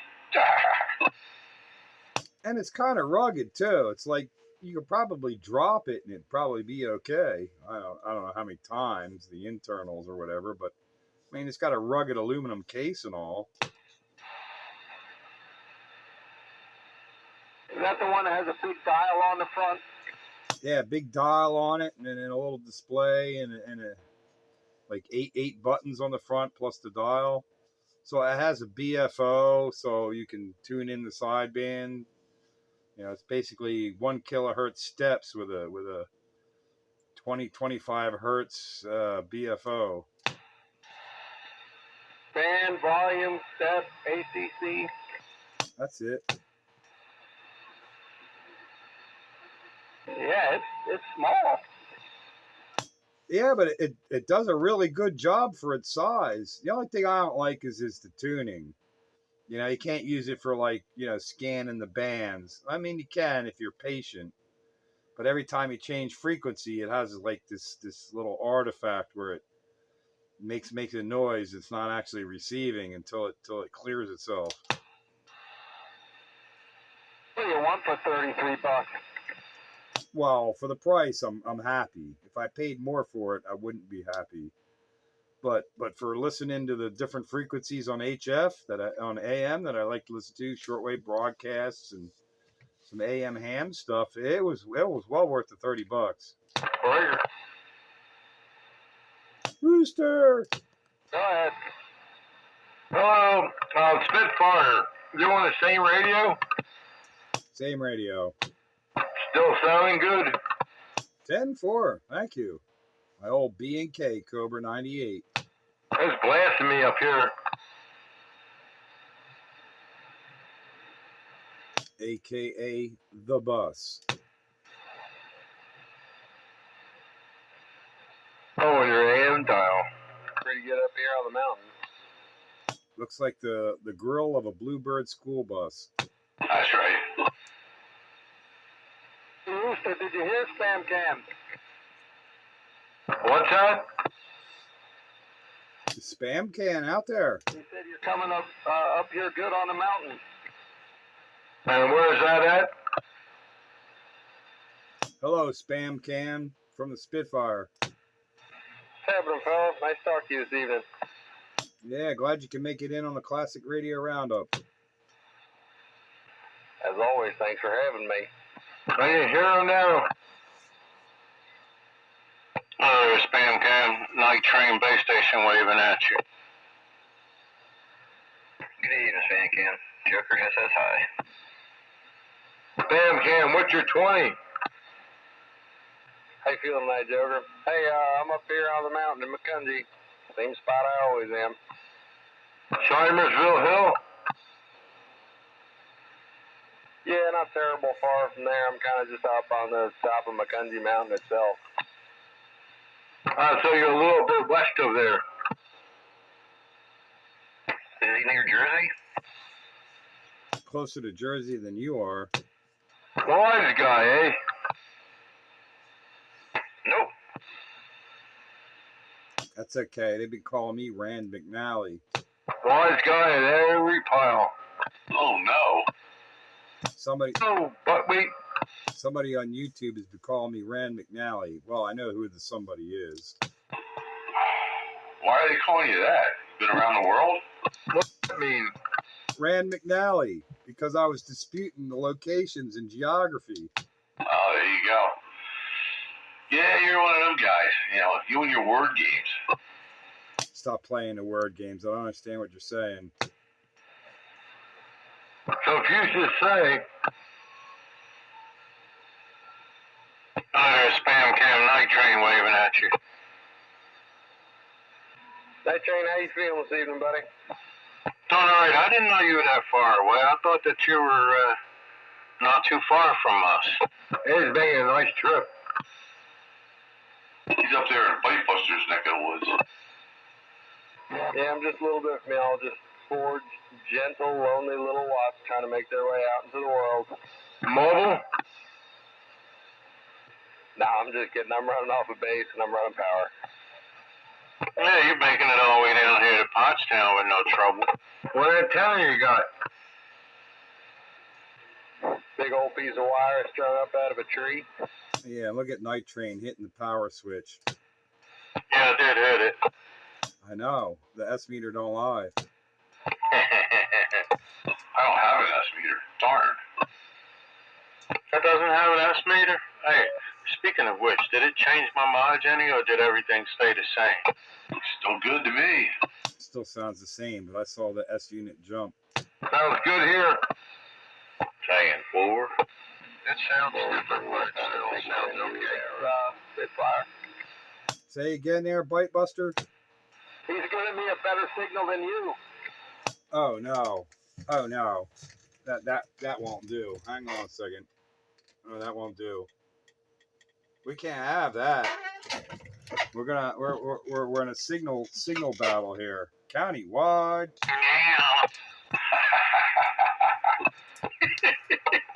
Oh no. Oh, here we go. Power struggle here. Did that help Bite Buster or no? I don't know. No? Good. Come on. Bite Buster, you gotta tell me if that helped. You're giving me a 5 now. Yeah, and what's Train giving you? Come on, Train, let me see it. All right, go ahead. if it makes Pete feel any better, give me a lower number. No, you're giving me like a 5.5 to a 7. Oh man, well, I can't do any more than that. If it makes you feel any better, both of you guys are giving me the same signal here. Oh no. Let me go into overdrive. Alright, she's in overdrive.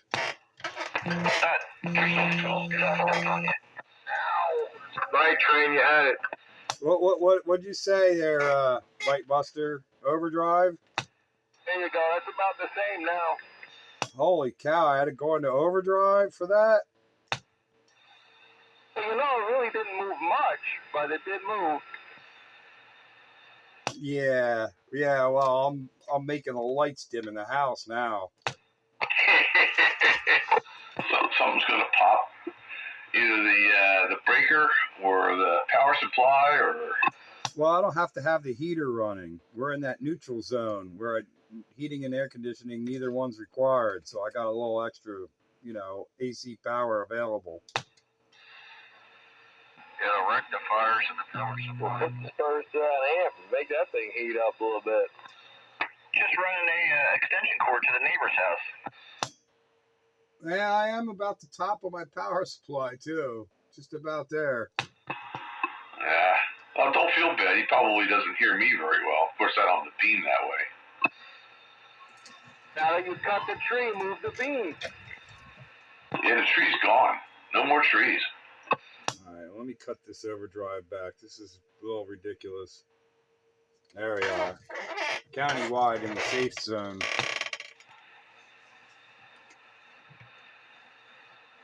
Yeah, Trey, my trees have been gone since May. Oh, wow. So you can turn your beam any way you want to now?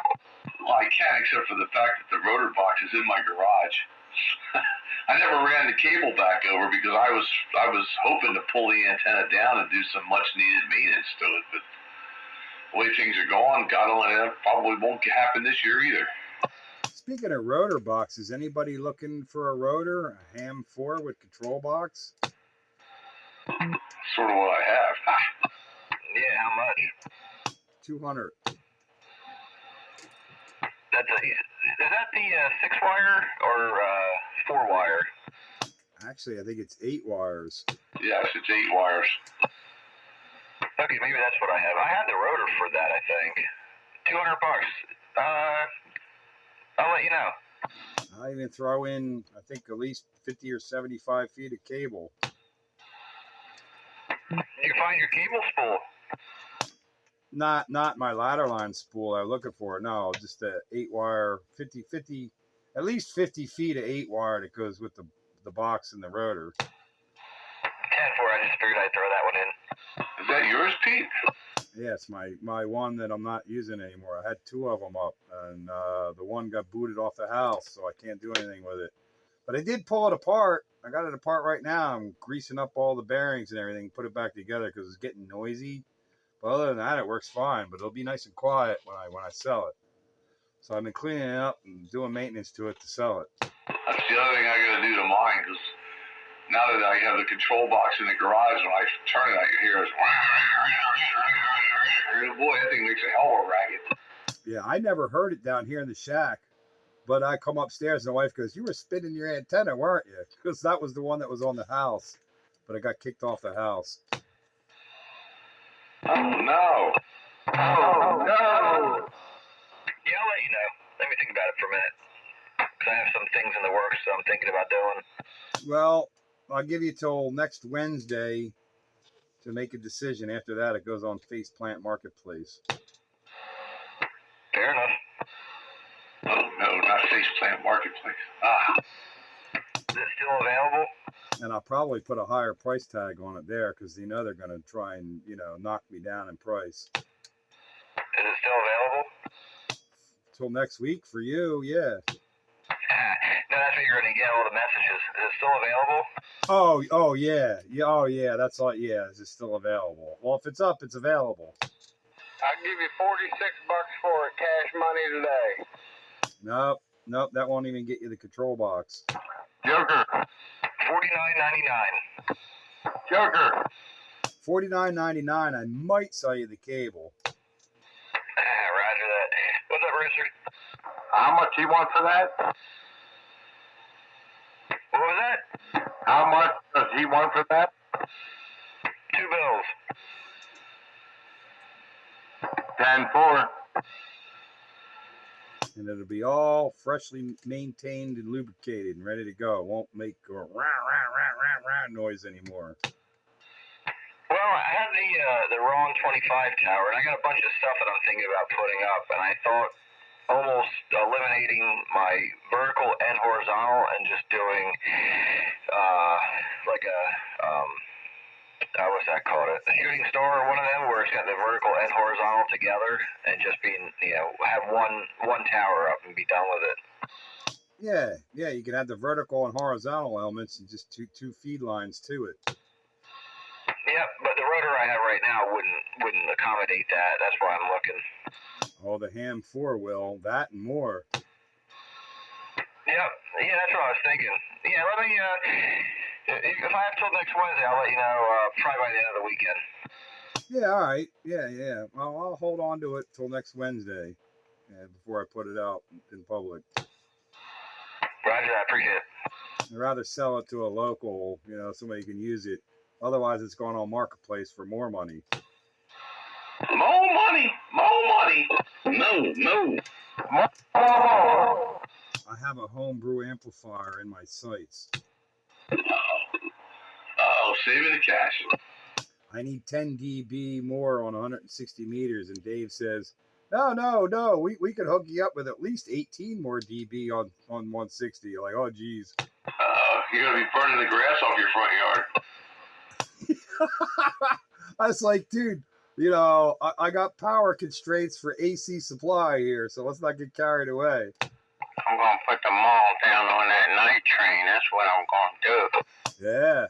Yeah, that's what I'm going to do with my 4,500 volts to the plate. Wow. Yeah, that's pole pig territory there, man. You need one of those pole pigs off the electric lines. If I could put out 5 kilowatts from here, that would be putting them all down. That would burn up that IMAX.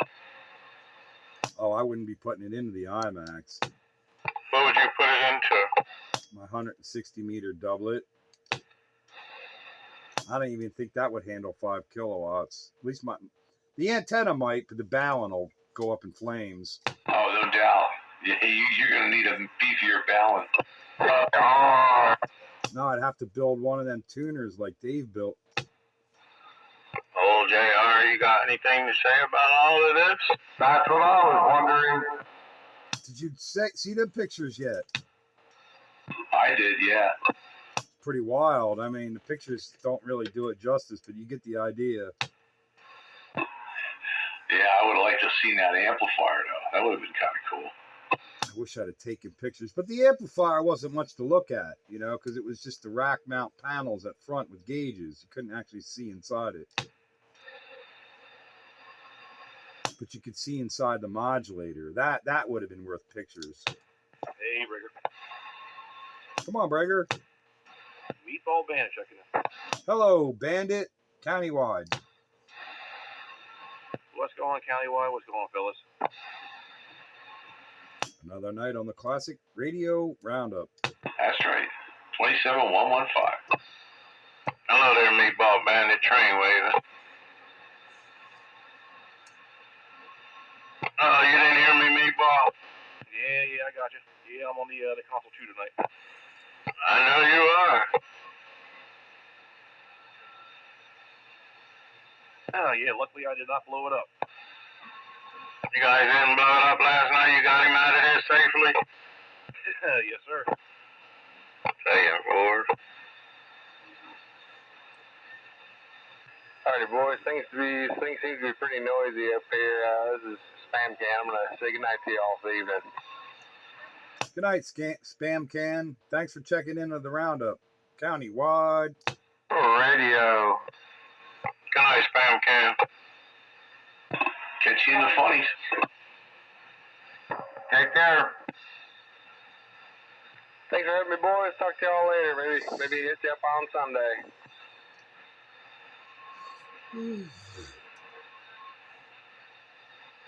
Hey, boy. Oh, man. Roosters in a tin can. It's the Echo Master. No. Good grief. Come on, we'll just start getting down.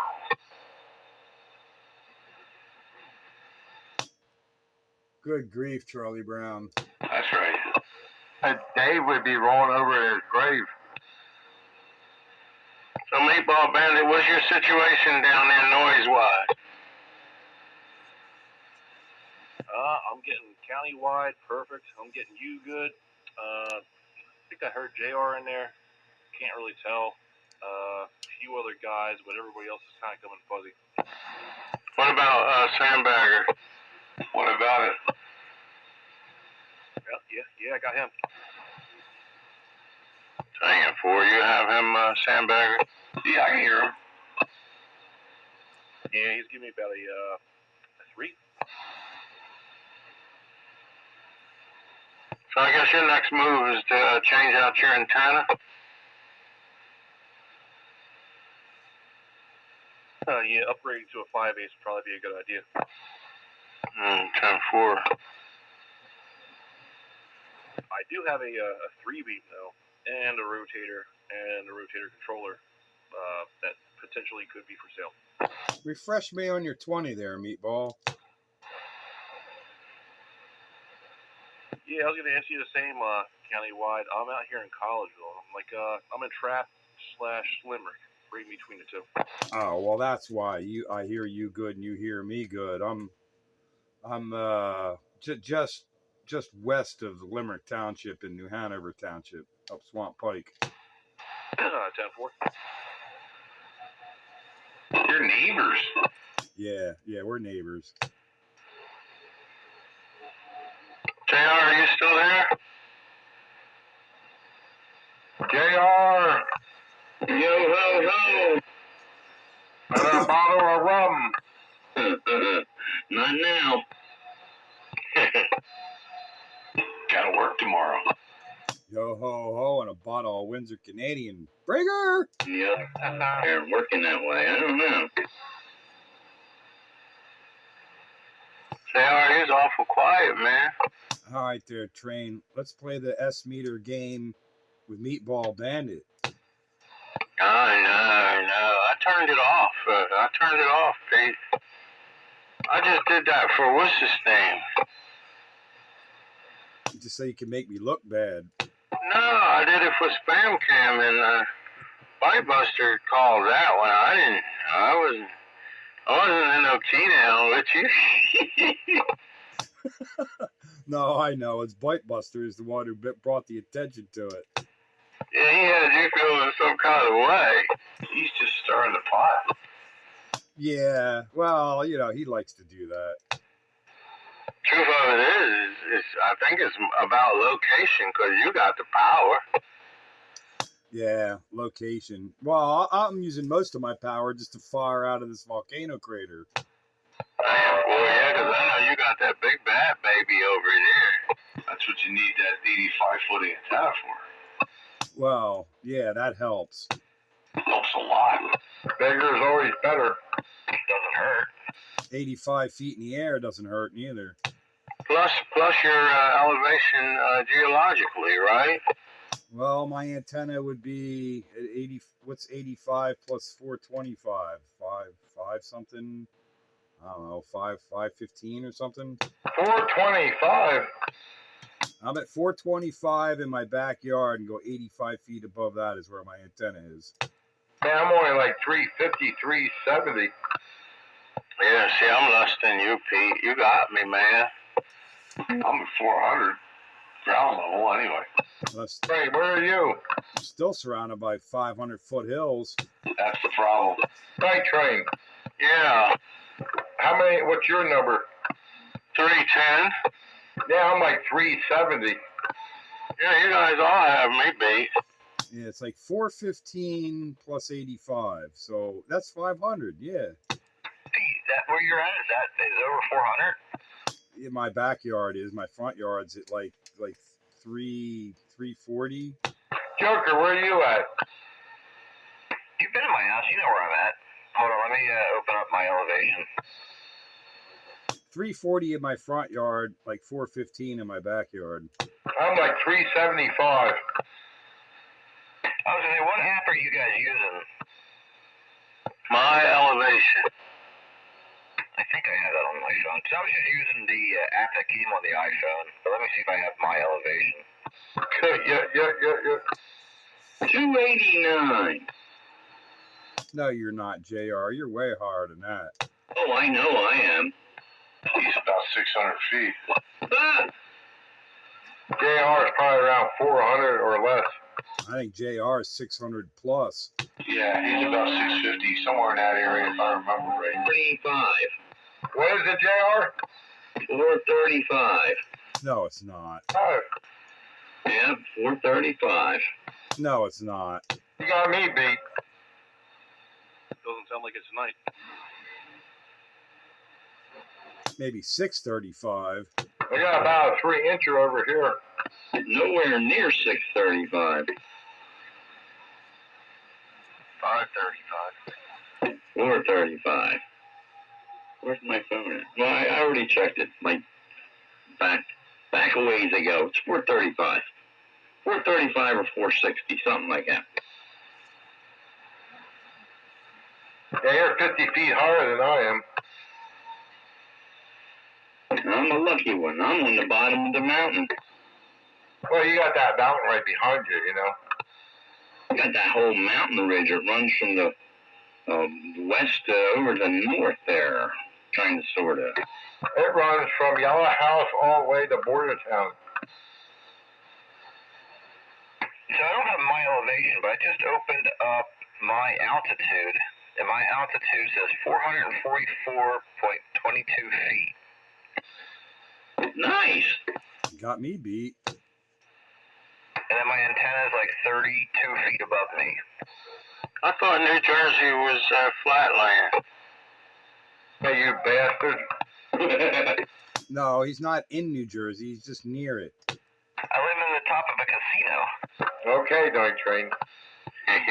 He's not in New Jersey. He's just near it. Yeah. New Jersey adjacent. I love you too, Night Train. I hear you, Rooster. Oh, bastard. Good golly. Molly, room or what? What's that? You need to get a room? No. You been drinking? Hey? You been drinking? Are you what? Yes. Drinking. Yes. I'm gonna ask you to step away from the radio. No one will get hurt. So I opened up another app, and it says I'm 437 feet. So. There you go. Now you're pretty even with me. You gotta ask where your sea level is. I have a fish tank. Should I measure that? Yeah, dude, put the fish tank in there. Yeah, go for it. Joker, do you have a large fish tank, man? Sounds fishy to me. I think it's a 25 tall. Yeah, you might could use that for a ground plane, man. Do I drop the antenna and radio in it, or do I just drop just put the antenna near it? Sure. No, you hook your shield to your coax and drop it in the water. Yeah. I have a fish tank, long story short, just for the pleco that I have. Because I got him really small, and now he is huge, so I just keep going and buying feeder fish to throw in the tank so stuff's moving around in it, because it's this huge pleco. I don't even know what a pleco is. Neither do I. Pleco. Yeah, sounds like something you throw like a frisbee. You know, I'm gonna throw my pleco. Well, it's not a pleco. Well, if it's a pleco frisbee, Miniman's gonna chase it and bring it back. That's right. Well, it's not pleco. It's not what you play on The Price is Right. No, it's those fish you see that's always sucked to the glass. Handball. Oh, the algae suckers. Yep, the real name is a pleco. But yeah, I mean, I got him when he was probably 2 inches long, and now it's almost a foot. What, a catfish? No, a pleco, a sucker. So which one do you want to use? You want to use the GPS altimeter? Pleco. Now I'm gonna have to go out there and do one of them apps and find out what my exact elevation is, because I'm sure I'm just guessing, but I'm near. Let's play Pleco. If I do the GPS altimeter, I'm 466 feet. All right. So there you go. If I use location-based altimeter, whatever that is, I'm 413 foot. So I don't know. I got 3 options. No, I got 2 options. That's it. Well, you gotta use the one that says the highest number. That's the one you want to pick.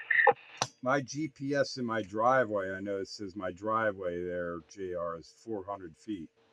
And I know where my antenna is higher. Well, on the built-in Apple Compass, it says I'm 440. The one said I'm 437, and the other one said I was 444.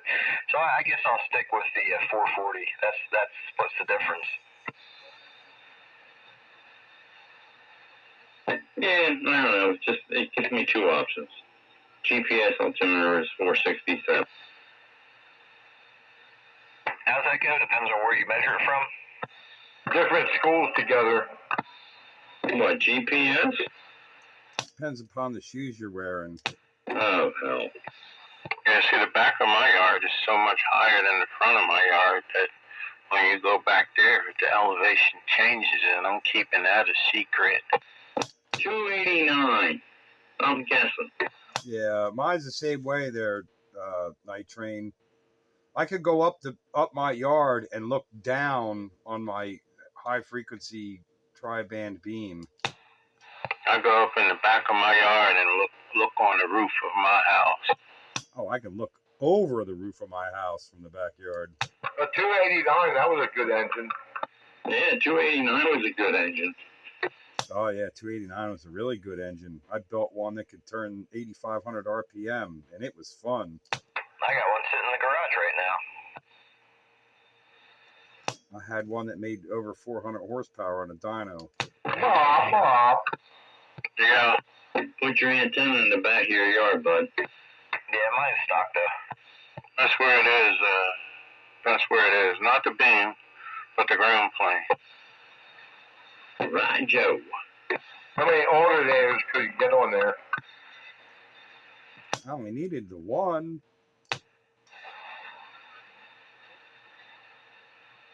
Yeah, the beam is up by the house, but the ground plane is in the back. That's right. Put the ground plane at the highest elevation. Jugger. Rooster. How many ground planes you have? How many grounds you have in the ground? One. I am tied into my house ground. Ask me that question. Yeah, how many grounds you have, Pete? None. Many. Not a one.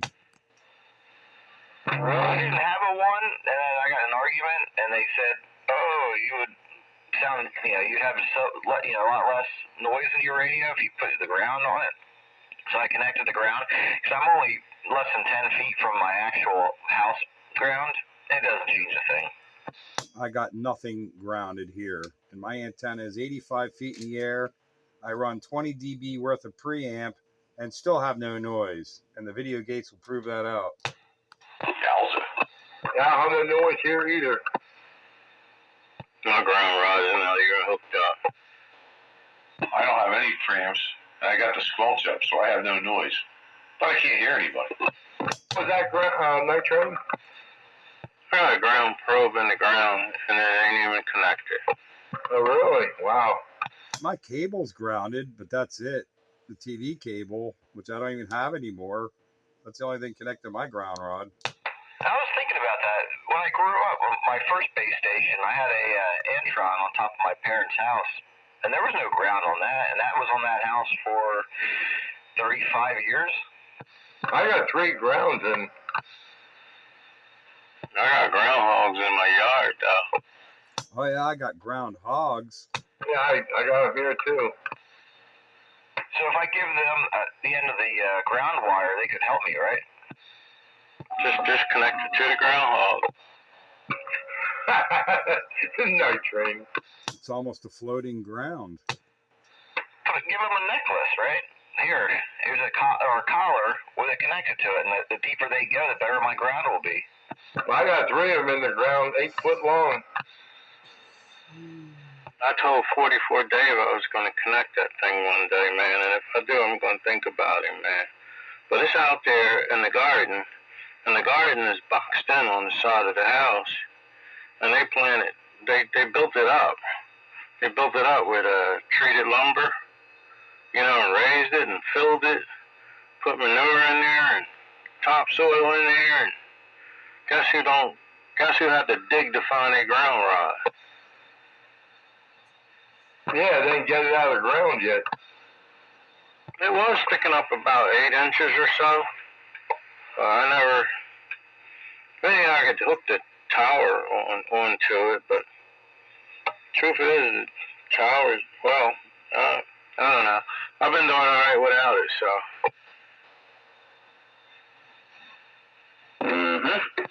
Wow. I mean, for years I've been doing without it. Grounding's overrated. Yeah, I got 3 of them.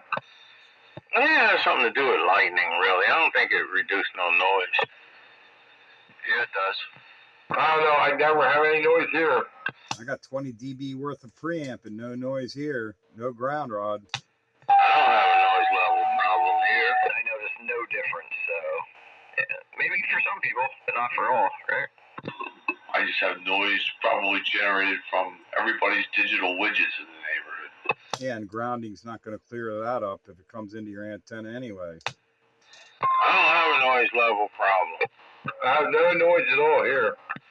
Only when you're talking. That's right. 10-4, JR. Oh, JR. Oh, Yeah. I think it's about time for me to say goodnight and pull the plug and do all that wonderful stuff that you do when you fall asleep. So catch everyone later. Classic Radio Roundup. See you, Bagger. Take it easy, Bagger. catch you later, Dave. Have a good week, we'll catch you Sunday probably. See ya. See you, Dave. See you, Dave. And I'm also going to have no noise now because I'm also signing off and going to turn the big switch to the left. Thanks for the fun on the Classic Radio Roundup. Look for the video gate sometime tomorrow from your countywide radio public service station. Spitfire 441 73 all. Thanks for the fun. 10-4. Catch you later, Pete. I'm glad you're going off the air. I'll get rid of that hum. See you later. Bye. Yeah.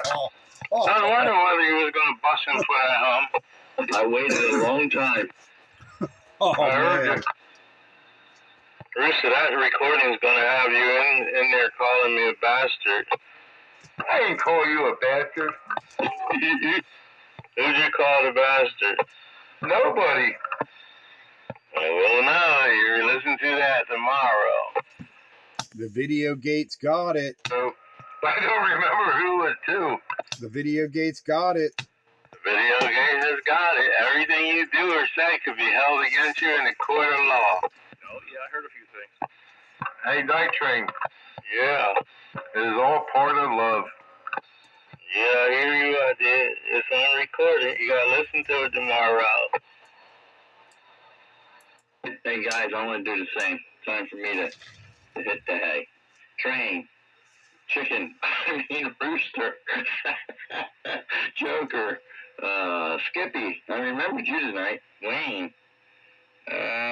King Tut. Meet the Ball Bandit. I don't think you're in there, but hey, I'll say it anyway. Good night. Hey, I'll catch you guys later. I'm going. Bye, bye, bye, bye. Who loves you, baby?